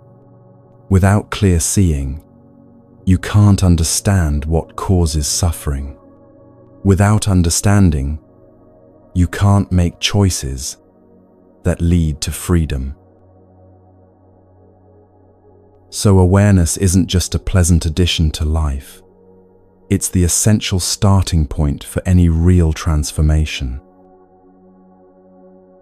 Now, awareness begins with noticing what's actually present, rather than living inside your interpretations and stories about what's present.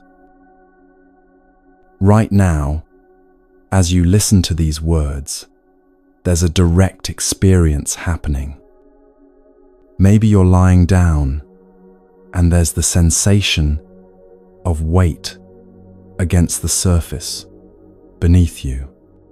Maybe there's sound in the room or outside. Maybe there's a particular quality of light, a temperature, sensations in your body. All of that is direct experience, the raw data of this moment, before your mind turns it into stories and interpretations.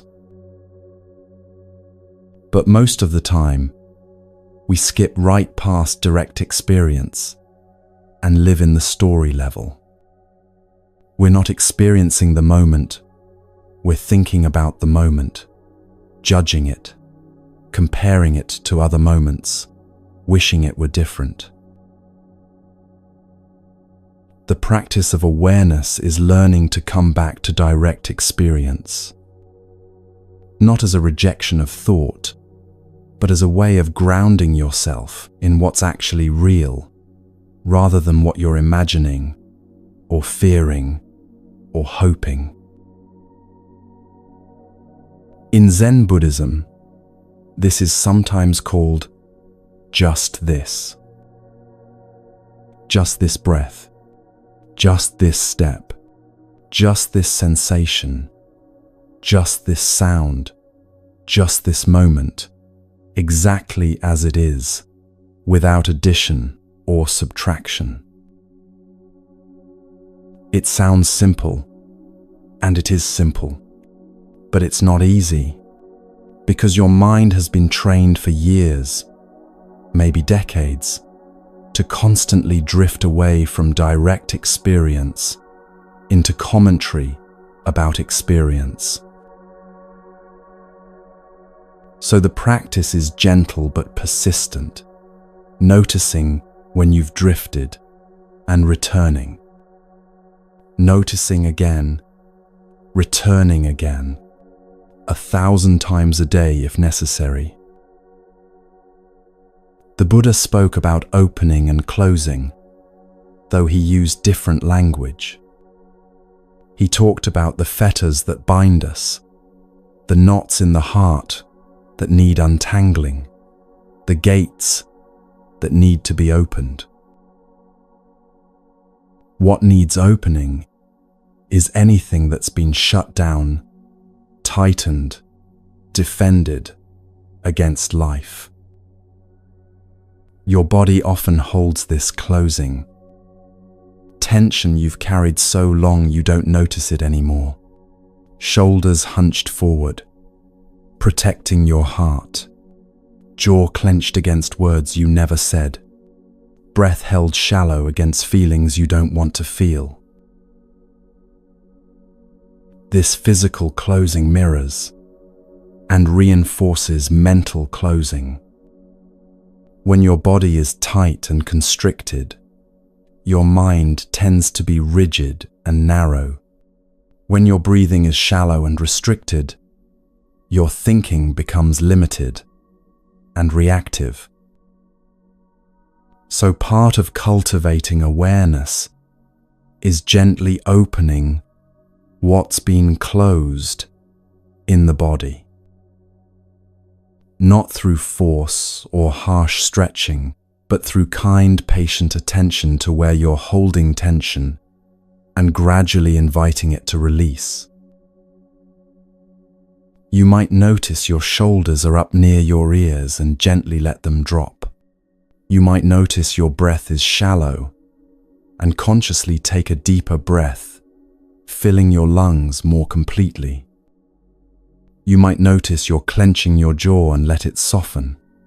Let your teeth separate slightly. These small adjustments might seem insignificant, but they're profound. Each one is you choosing awareness over automaticity, choosing presence over pattern. And as the body opens, as tension releases, the mind naturally becomes more spacious too. Suddenly, you notice things you've been missing. Colors seem brighter, sounds clearer, sensations more vivid. Not because the world changed, but because you're actually present to experience it. Opening the mind means becoming aware of when your perspective has narrowed, when you've gotten locked into one way of seeing a situation. Maybe you've decided someone is a certain way and you only notice evidence that confirms that view, missing everything that contradicts it. Maybe you've convinced yourself that things have to be a particular way, and you can't see the other possibilities that exist. The Buddha taught about right view as part of the Eightfold Path, and right view includes the capacity to see clearly without distortion.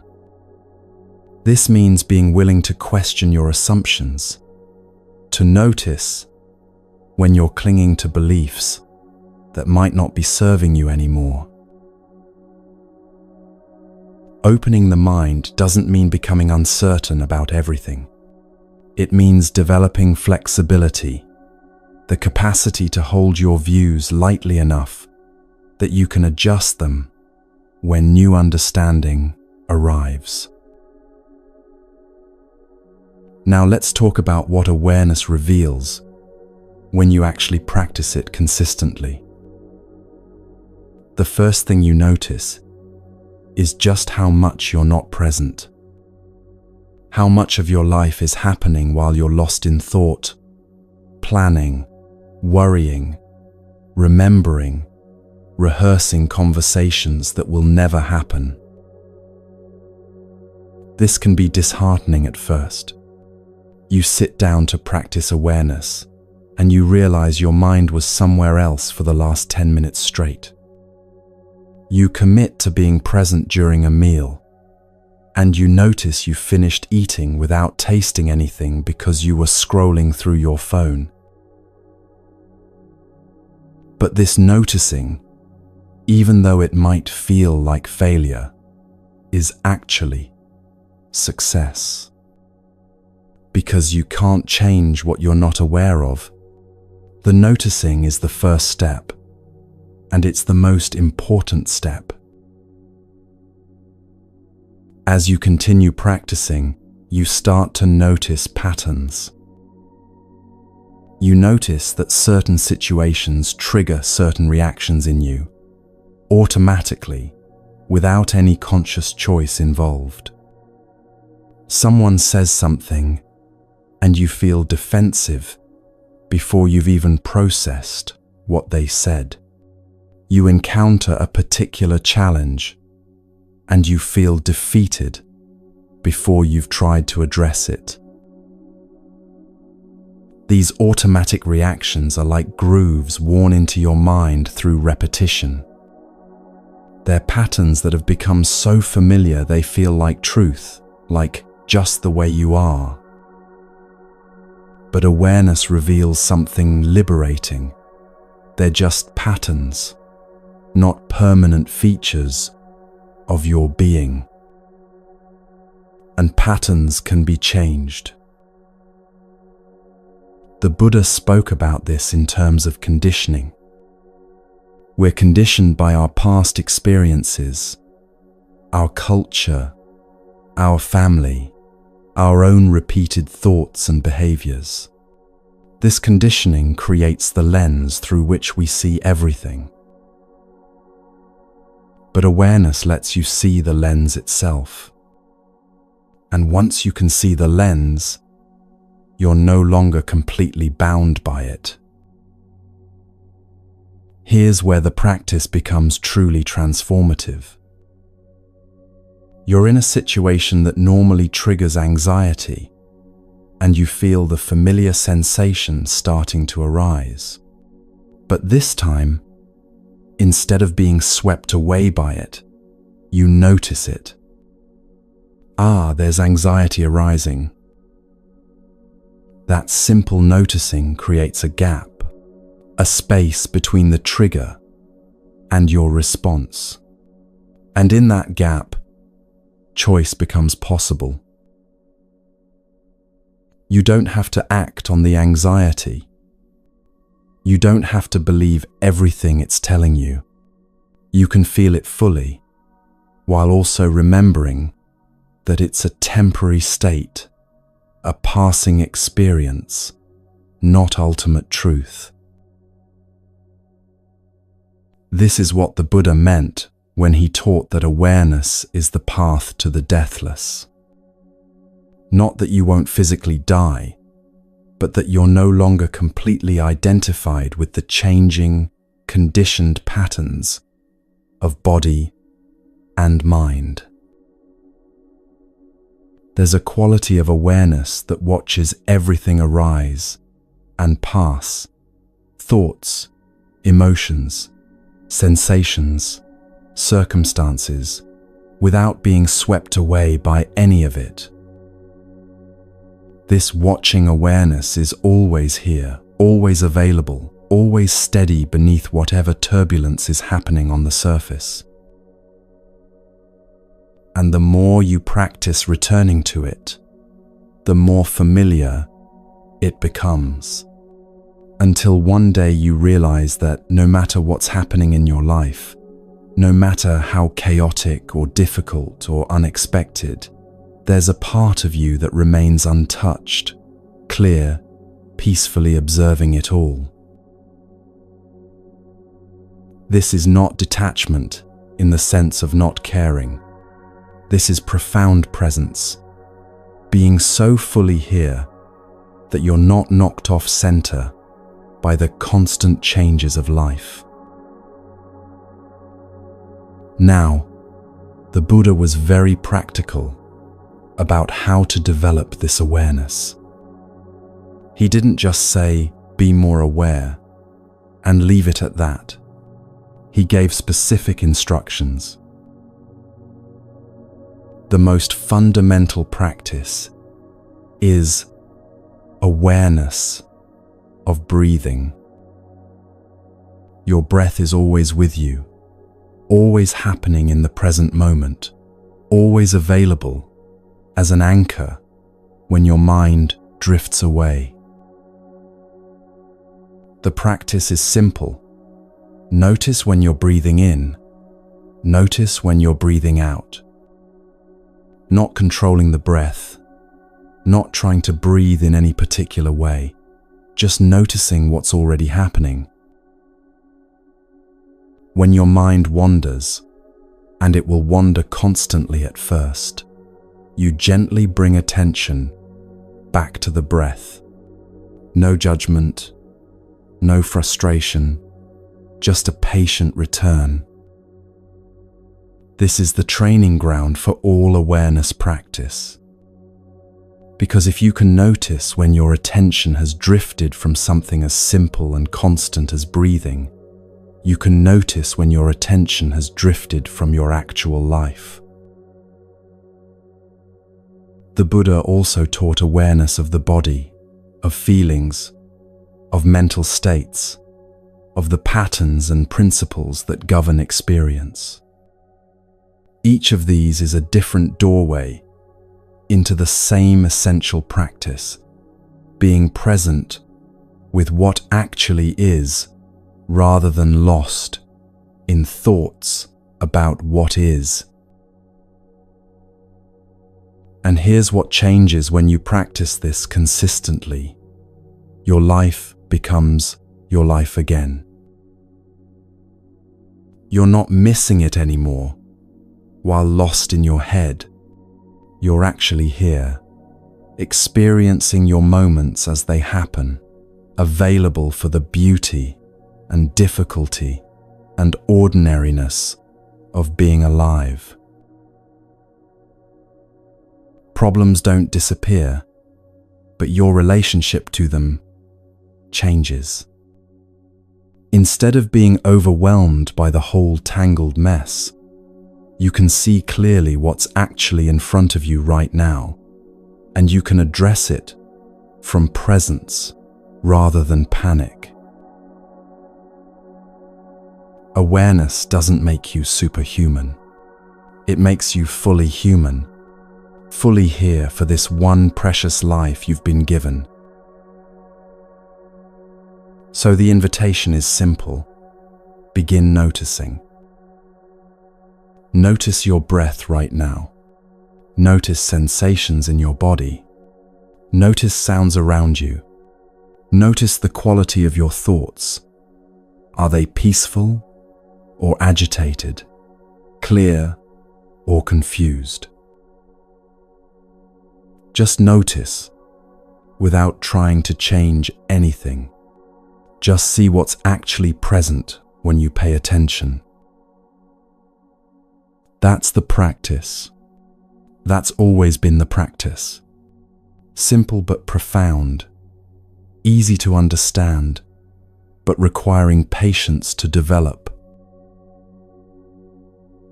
Every moment you return to awareness, you're watering the seeds of presence and clarity.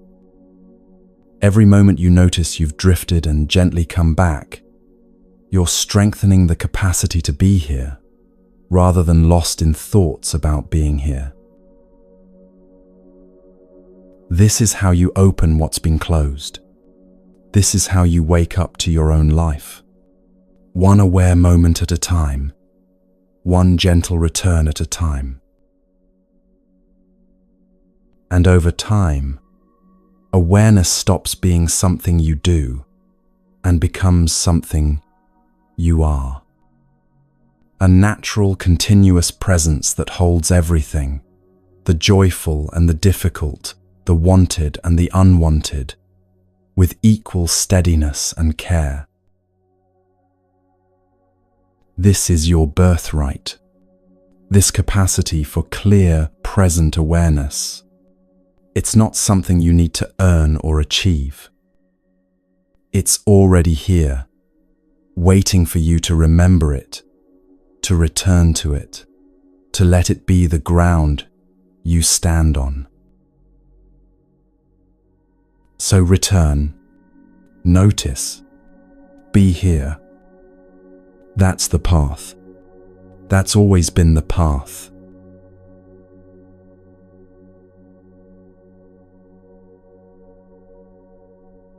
There's a teaching from the Buddha that often surprises people when they first hear it.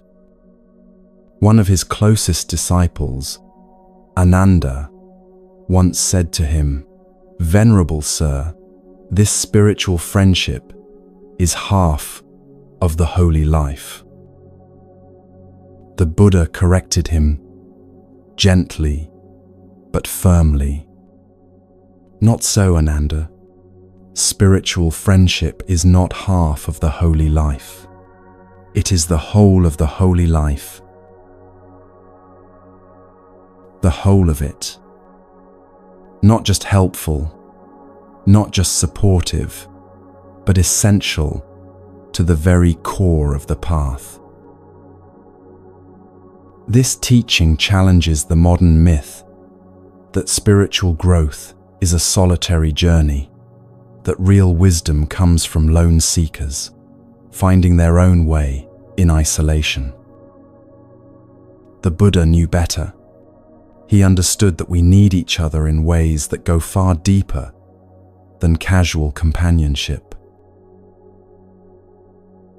In Buddhism, there's a term for these essential relationships, Kalyanamittata, which means noble friendship or spiritual friendship. These are the people who help you see clearly when your own view has become clouded. Who remind you of what matters when you've forgotten? Who hold you accountable to your own deepest intentions when everything in you wants to give up or turn away? But let's be honest about something.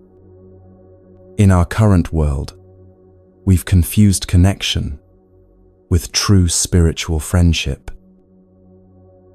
We have thousands of contacts in our phones, hundreds of followers online, constant access to information, and teachers through screens. We can watch Dharma talks from renowned teachers, read ancient texts translated into every language, access meditation apps that guide us through practices the Buddha taught 2,500 years ago. And yet, have you noticed? Many people feel more alone than ever, more disconnected from genuine guidance, more uncertain about their path, more hungry for someone who truly sees them and can offer wisdom born from lived experience rather than borrowed knowledge.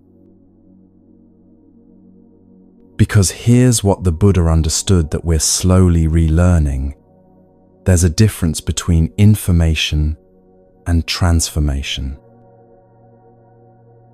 You can read every book about swimming ever written, study the physics of water and the biomechanics of strokes, memorize every technique.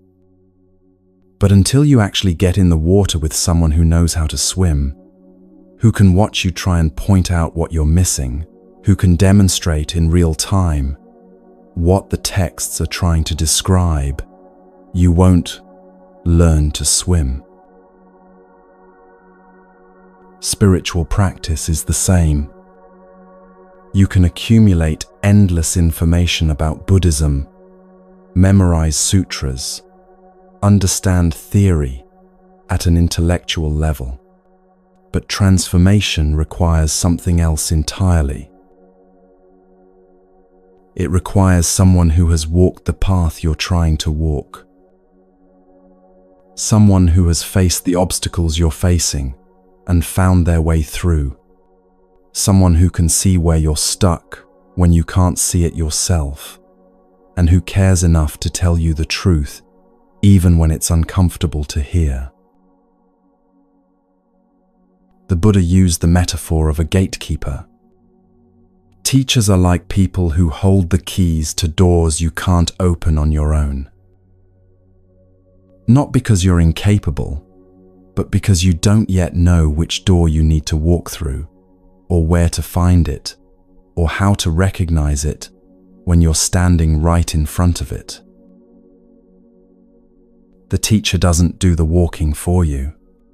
They don't carry you through the door or make the journey on your behalf. What they do is show you where the door is, give you the key, and sometimes stand beside you with steady presence while you gather the courage to step through. This is why the Buddha emphasized Sangha, spiritual community, as one of the three jewels alongside the Buddha and the Dharma. Because you cannot walk this path alone, no matter how strong or intelligent or determined you are. There are moments when you will lose your way, when the practices that were working suddenly don't work anymore. When you're facing something so difficult or confusing that you can't see clearly on your own. In those moments, spiritual friends become your eyes. They can see what you can't see. They can offer perspective when yours has narrowed to a pinpoint. They can remind you of truths you temporarily forgot.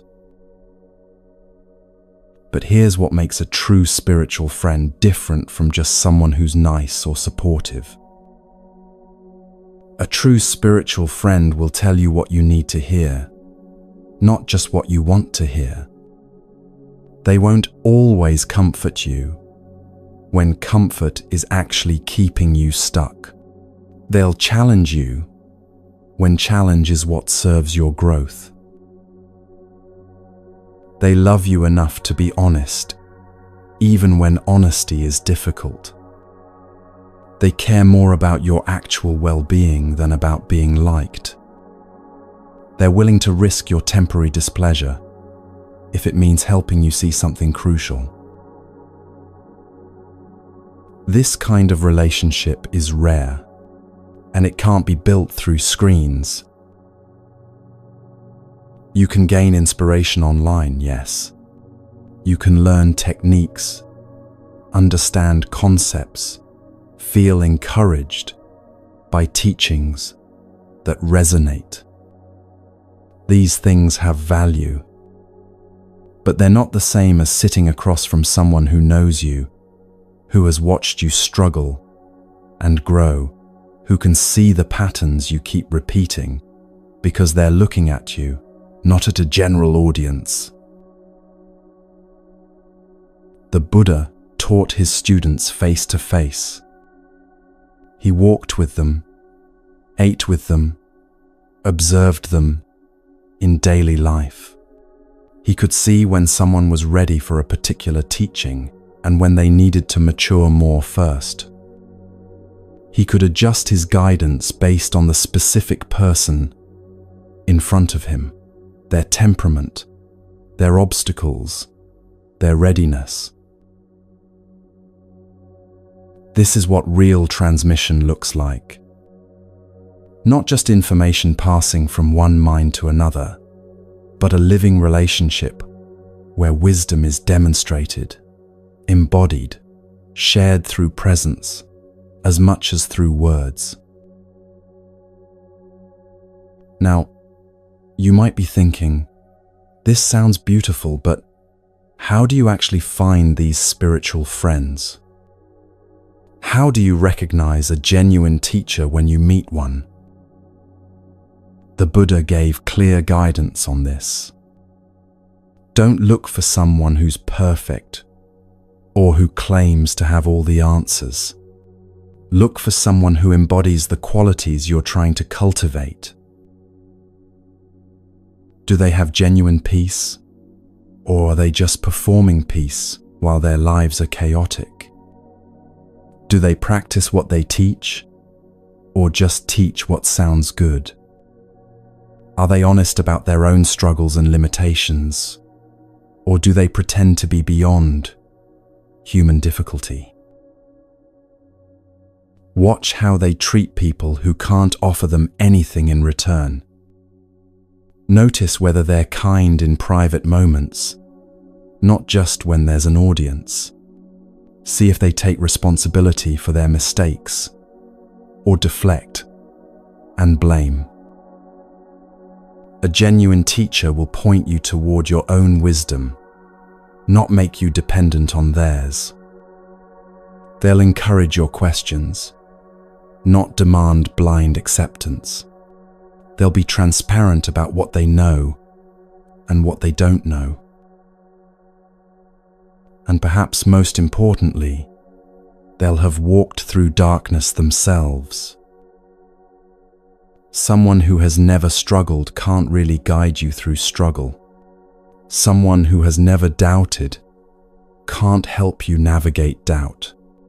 Someone who has never felt lost can't show you the way home when you've lost your bearings.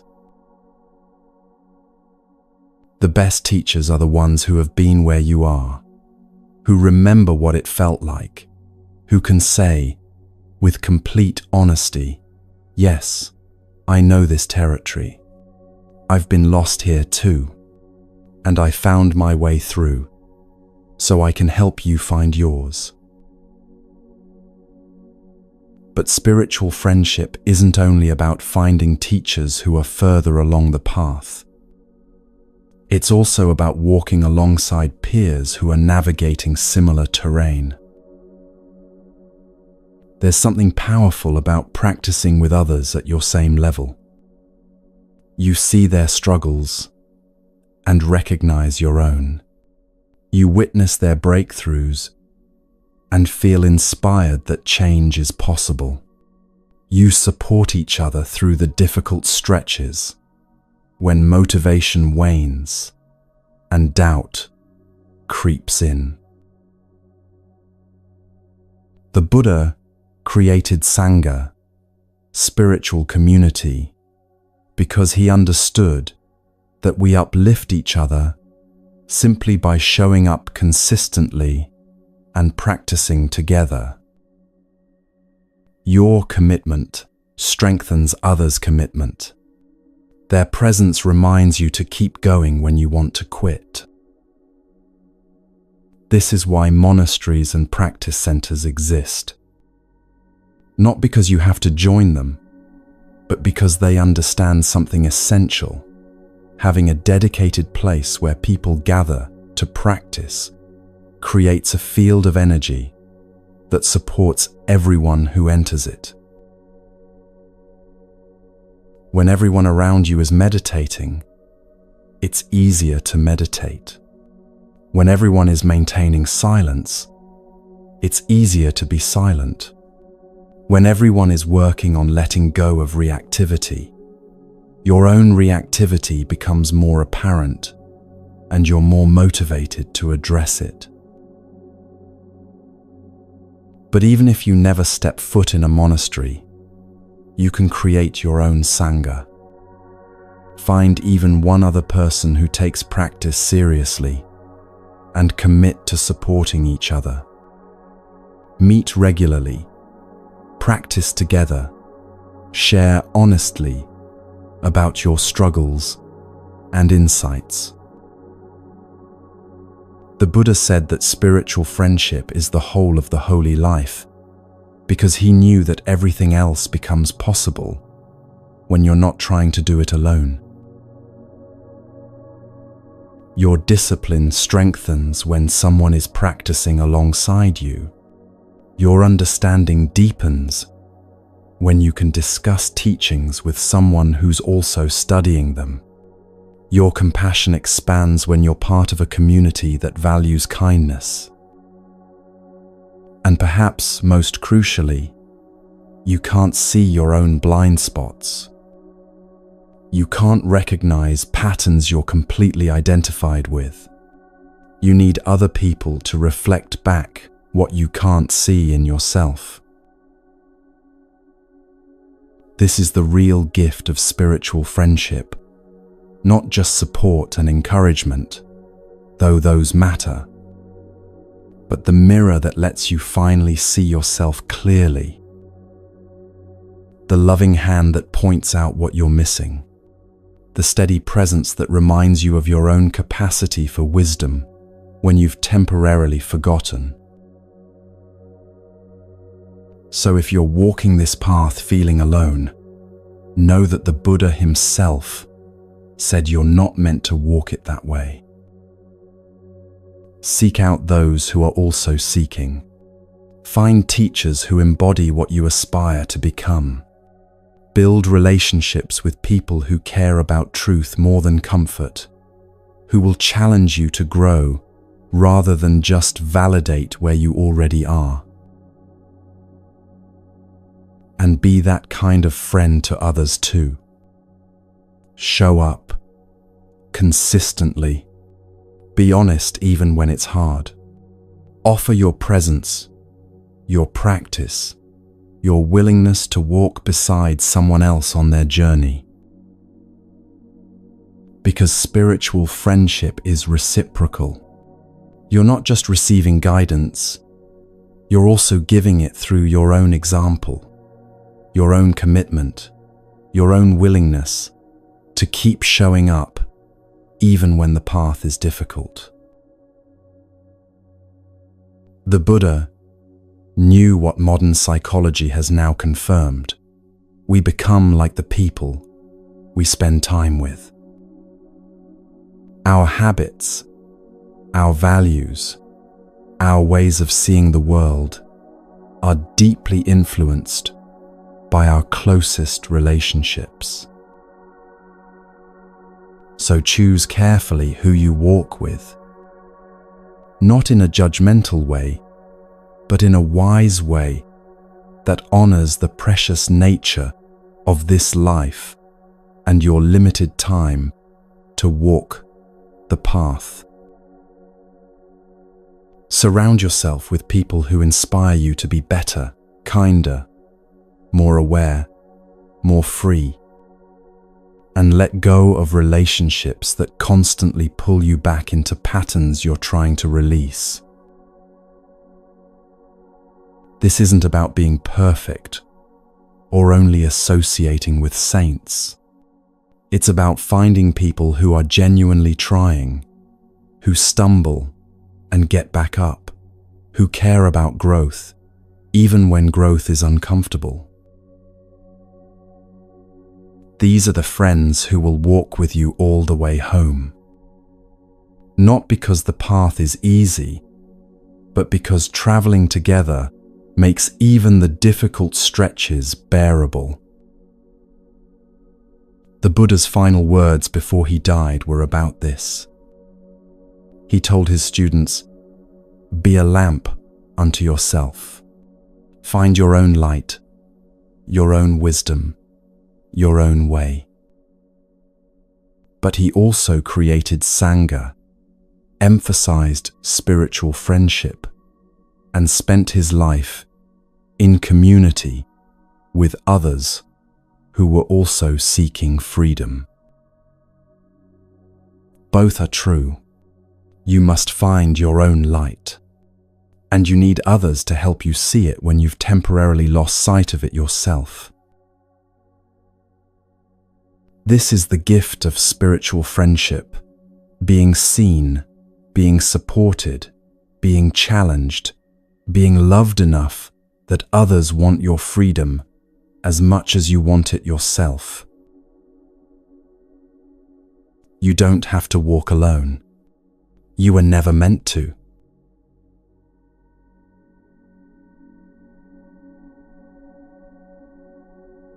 There's a teaching in Buddhism that asks something almost impossible of us: to develop compassion not just for people we love, not just for those who are suffering innocently, but for everyone, including those who cause harm.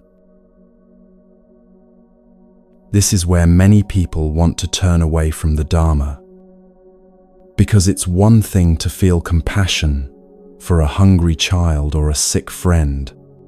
It's another thing entirely to feel compassion for someone who has caused real damage in the world, who has hurt people deliberately, who shows no remorse for their actions. But the Buddha wasn't asking us to do this because it makes us better people or earns us spiritual points. He was teaching about what actually breaks cycles of suffering.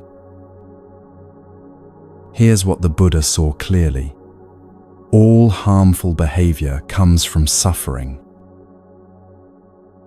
A person who is genuinely at peace, who feels complete, who has resolved their own inner turmoil, that person doesn't lash out at others. They don't manipulate, betray, abuse, or intentionally cause pain. Those behaviors arise from inner wounds that haven't healed, from pain that hasn't been processed, from needs that haven't been met in healthy ways. When someone causes harm, they're acting from their own incompleteness, their own confusion, their own unresolved suffering. They may not recognize it as suffering. They might call it anger, or entitlement, or justified revenge. But beneath whatever label they use, there's pain driving the harmful action. Understanding this doesn't make their actions acceptable. It doesn't mean there shouldn't be consequences or boundaries. It doesn't mean you have to maintain relationship with someone who's harmful. but it changes how you hold the harm in your own heart.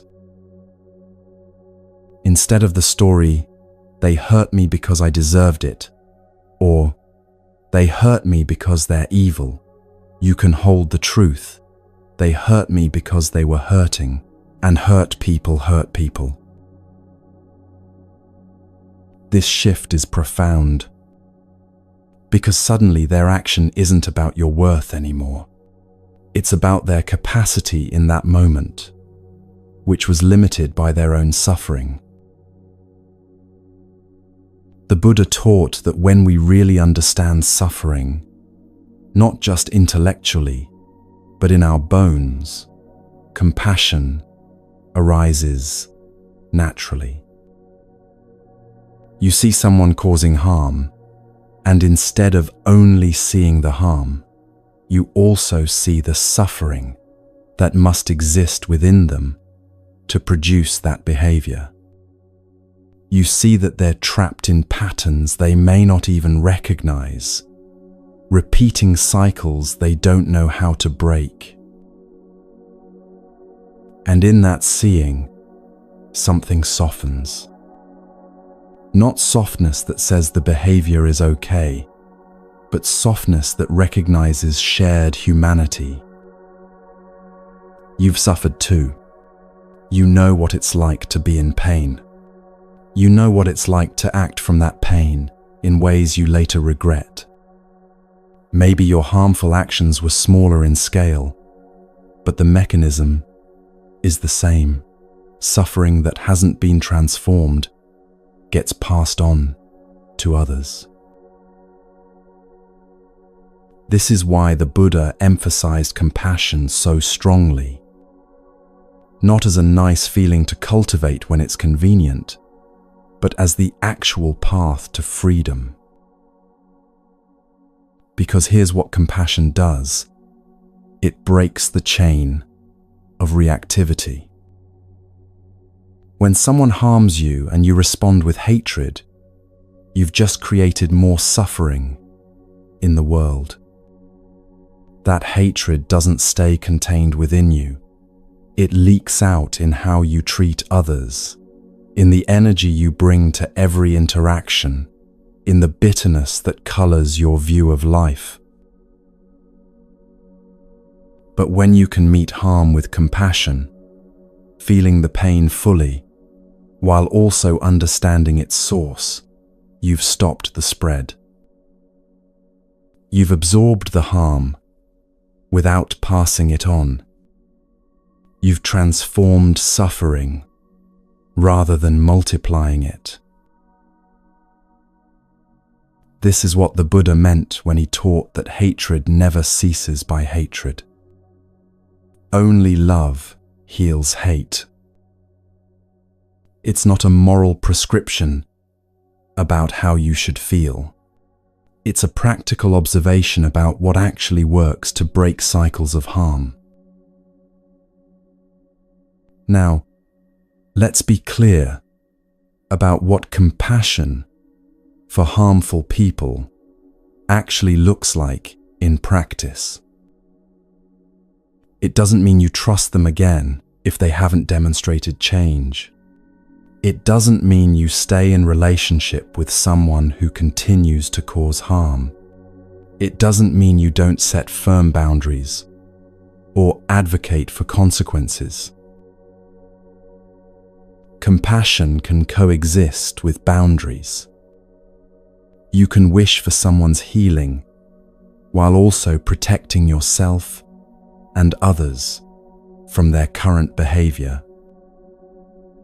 You can say, "I see that you're suffering, and I also see that you're causing harm from that suffering, and I need to create distance until you do the work to address what's driving your harmful actions." That's compassionate, because real compassion isn't about being nice or making everyone feel comfortable.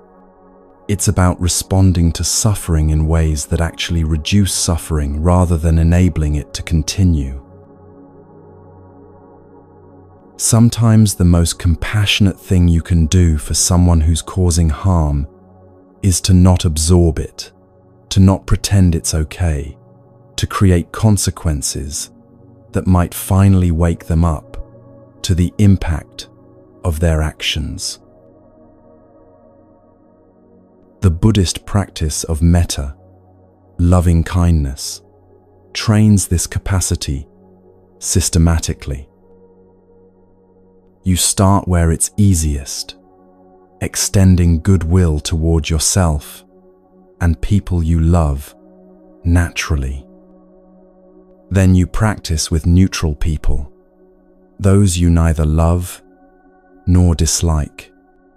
Then you move to difficult people, those who've caused harm or whom you simply find challenging. And finally, you extend loving kindness to all beings everywhere, without exception. The traditional phrases are simple. May you be peaceful. May you be happy. May you be free from suffering. When you practice this with someone who harmed you, something remarkable happens. You realize that wishing for their peace doesn't diminish your own pain. Wishing for their freedom from suffering doesn't excuse their actions. It just means you're choosing to not let their harm close your heart permanently. This practice is difficult. Sometimes it feels impossible. You say the words, "May you be peaceful," to someone who hurt you, and everything in you rebels against it. But that's okay.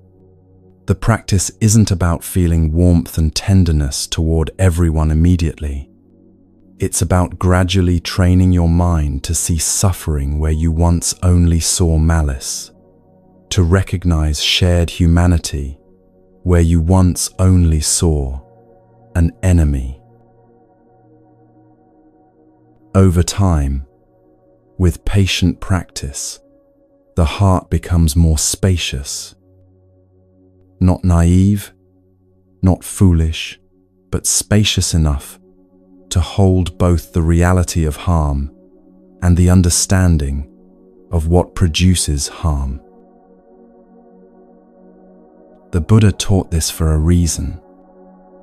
He knew that as long as we divide the world into good people and bad people, deserving and undeserving, us and them, we'll stay trapped in cycles of suffering.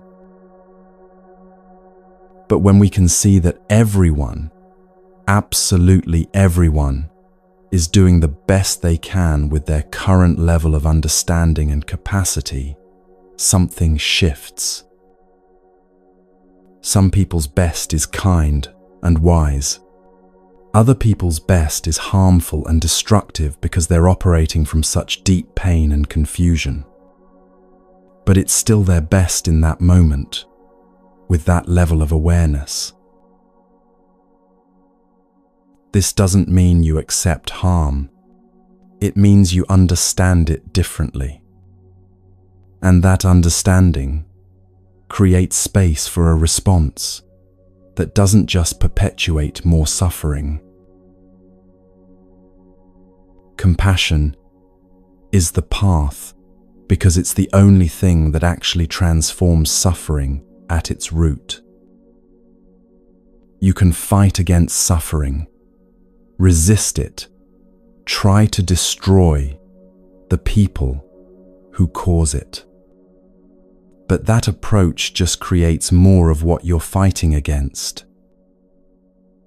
Or you can meet suffering with understanding, with the wish for all beings to be free from the conditions that cause them to suffer and cause others to suffer. That second path is harder. It requires more courage, more strength, more willingness to stay open-hearted, even when your heart has been broken. But it's the path the Buddha walked, and it's the path he invited everyone to walk who wants to be truly free. Not free from ever encountering difficulty, but free from responding to difficulty in ways that create more difficulty. Free from the cycles of reactivity that keep suffering alive in the world. So the practice is this: when you encounter harm, feel it fully. Don't minimize it, don't pretend it doesn't hurt. But also don't let it close your heart. Look for the suffering beneath the harm. Try to understand what pain must exist in someone to produce that action. Wish for them to be free from the suffering that's driving their harmful behavior. And at the same time, protect yourself and others. Set boundaries. Advocate for consequences. Don't enable harm to continue. This is the balance: an open heart and wise action. Compassion that's strong, not weak. Love that transforms rather than enables.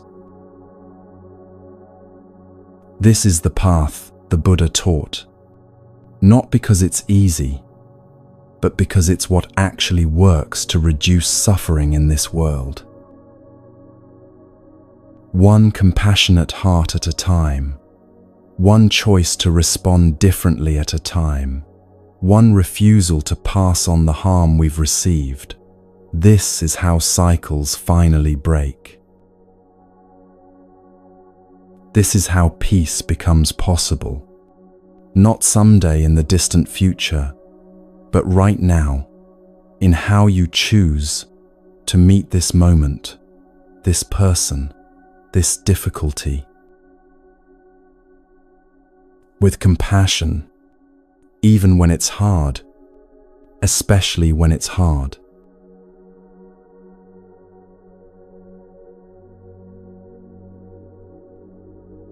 Before the Buddha became the Buddha, he tried everything. He was born into privilege, surrounded by luxury and comfort, sheltered from anything difficult or unpleasant. But that life felt empty, so he left it all behind to become a wandering ascetic. For 6 years, he practiced extreme self-denial. He ate so little that his body became skeletal, his spine visible through his stomach. He practiced meditation techniques so intense that other monks looked to him as the most dedicated seeker among them. He pushed himself to the very edge of what a human body can endure. And he discovered something crucial. Extreme austerity doesn't lead to liberation any more than extreme indulgence does. Both extremes were just different forms of violence against his own nature. So he made a radical decision. He started eating properly again, taking care of his body, releasing the harsh grip he'd had on himself. The other monks were scandalized, thinking he'd given up on the path. But he hadn't given up. He'd discovered something they hadn't yet understood. The path to freedom lies between the extremes. This became one of the Buddha's most essential teachings. The middle way. Not a lukewarm path, not a compromise that lacks commitment, but a sustainable approach that honors both the aspiration for freedom and the reality of being human. The Buddha used the metaphor of tuning a stringed instrument. If you tighten the string too much, it breaks. If you leave it too loose, it produces no music. The art is finding that perfect tension where sound becomes possible. This is how we need to approach practice, and really, how we need to approach life itself. Most of us swing between extremes without realizing it. We push ourselves too hard, burn out, then collapse into doing nothing. We restrict ourselves severely, then binge. We're either all in or completely checked out, with no sustainable middle ground. The middle way asks something more nuanced of us. It asks us to find the path we can actually walk for the long journey, not just the dramatic gesture we can maintain for a few days or weeks. In meditation practice, this means not forcing your mind into stillness through sheer willpower, but also not letting yourself drift away into endless distraction. You apply gentle, consistent effort, bringing attention back when it wanders, but without harsh judgment when it does. In daily life, this means not neglecting your body's needs in the name of spiritual practice, but also not indulging every craving that arises. You take care of yourself, eating well, resting enough, moving regularly, while also maintaining discipline around what genuinely serves your well-being. The middle way is often misunderstood as being moderate in a bland, uncommitted way. But that's not what the Buddha meant at all. He wasn't teaching mediocrity or half-hearted practice. He was teaching the most effective path to liberation, one that can actually be sustained over a lifetime, rather than just creating another form of suffering through extreme effort. Think about the people you know who've maintained meaningful practices for decades. They're rarely the ones who talk about dramatic spiritual experiences or push themselves to exhaustion. They're usually the ones who show up consistently, who practice steadily without drama, who found a rhythm that works with their actual life rather than against it. This is the wisdom of the middle way, sustainability over intensity. You're not trying to have the most impressive practice. You're trying to have a practice you'll still be doing in 20 years, because transformation happens through steady accumulation, not dramatic breakthroughs that can't be maintained. The middle way also applies to how you meet difficulty. When challenges arise, one extreme is to fight against them with all your force, to resist what's happening, and try to dominate circumstances through sheer willpower. The other extreme is to collapse completely, to give up and let yourself be swept away by whatever's happening. The middle way is neither fighting nor collapsing. It's meeting difficulty with clear eyes and steady presence, neither denying it's hard nor being overwhelmed by how hard it is. You acknowledge what's real. Yes, this is difficult, while also staying connected to your capacity to work with difficulty. You don't pretend you're not struggling, but you also don't let struggle become your entire identity. This balanced approach is actually what makes you unshakable. Not because you're rigid and forcing yourself to not react, but because you've found the flexible strength that can bend without breaking, that can feel everything without being destroyed by what you feel. The Buddha taught the middle way as part of the Noble Eightfold Path: right view, right intention, right speech, right action, right livelihood, right effort, right mindfulness, right concentration. Notice that word right. In the original Pali, it's sama, which doesn't mean morally correct. It means appropriate, balanced, aligned with reality, rather than distorted by extremes. Right effort, for example, doesn't mean maximum effort or minimal effort. It means the amount of effort that's actually appropriate for this moment, this situation, this stage of the path. Sometimes that's a lot of effort when you're facing something that requires your full engagement.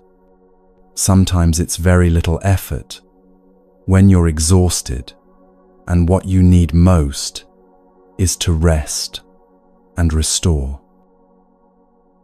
The wisdom is knowing which is needed when, and having the flexibility to adjust, rather than rigidly applying the same approach to every situation. In finding your own middle way, you have to be honest about your tendencies. Do you naturally push too hard, driving yourself past reasonable limits? Then your middle way practice is learning to ease up, to recognize when enough is enough, to value rest as much as effort. Or do you naturally avoid difficulty, giving up at the first sign of challenge? Then your middle way practice is learning to stay a little longer with what's hard, to discover that you have more capacity than you thought. The middle way is personal. What's balanced for one person might be an extreme for another. You have to find your own sustainable path based on your actual life, your actual capacities, your actual circumstances. But here's what's universal. Extremes don't work for anyone in the long run. Whether you're pushing too hard or not pushing enough, whether you're too tight or too loose, whether you're fighting or fleeing, any extreme position eventually creates suffering. The middle way is the path that reduces suffering because it's aligned with how things actually are, rather than how we think they should be. It honors that you're human, limited, imperfect, works in progress. It creates space for both aspiration and self-compassion, both discipline and kindness, both effort and ease.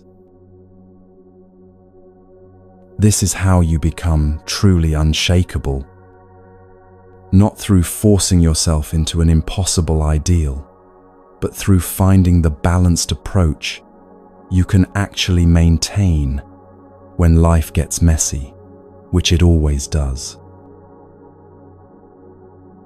The string tuned to just the right tension, not too tight, not too loose, just right for making music.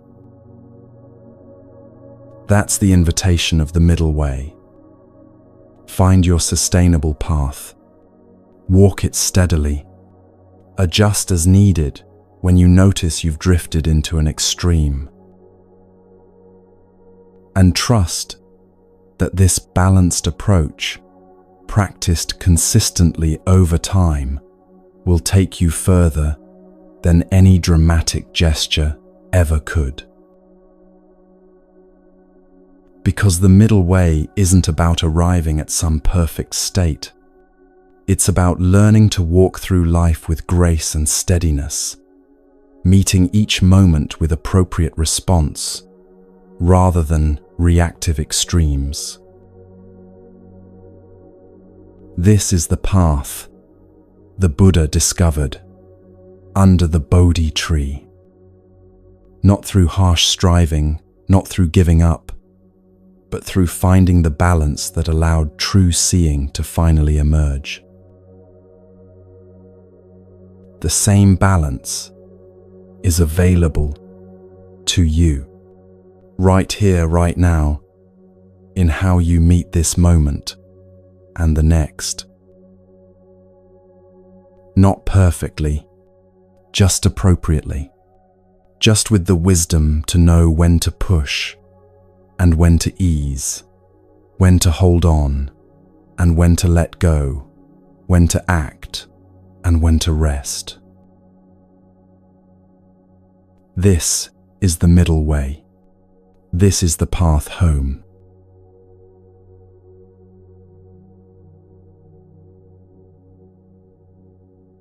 We've traveled far together in these hours, exploring ancient teachings that have guided countless seekers toward freedom. But here's what's most important to understand. Everything we've discussed isn't something you need to acquire or achieve. The peace you're seeking already exists within you. The unshakable foundation is already there, has always been there, beneath every storm you've weathered. These teachings aren't giving you something new. They're pointing to what's always been present, waiting for you to remember it, to return to it, to recognize it as your true nature. So begin where you are. You don't need to be perfect or have it all figured out. You don't need to meditate for hours or retreat from the world or become someone you're not. Just start with one breath, one moment of awareness, one small choice to let go of what you don't need to carry. Tomorrow, when you forget, and you will forget, simply begin again. Return to presence, return to kindness, return to the understanding that you are whole, exactly as you are. The path is walked one step at a time, one gentle choice at a time, one return at a time, when you've drifted away. Thank you for being here, for listening, for giving yourself this time to simply be present. May you find the peace you're seeking. May you be free from suffering. May you know your own unshakable nature. And may you walk gently through this life, carrying only what serves your freedom and letting everything else fall away. Rest well. You've done enough for today.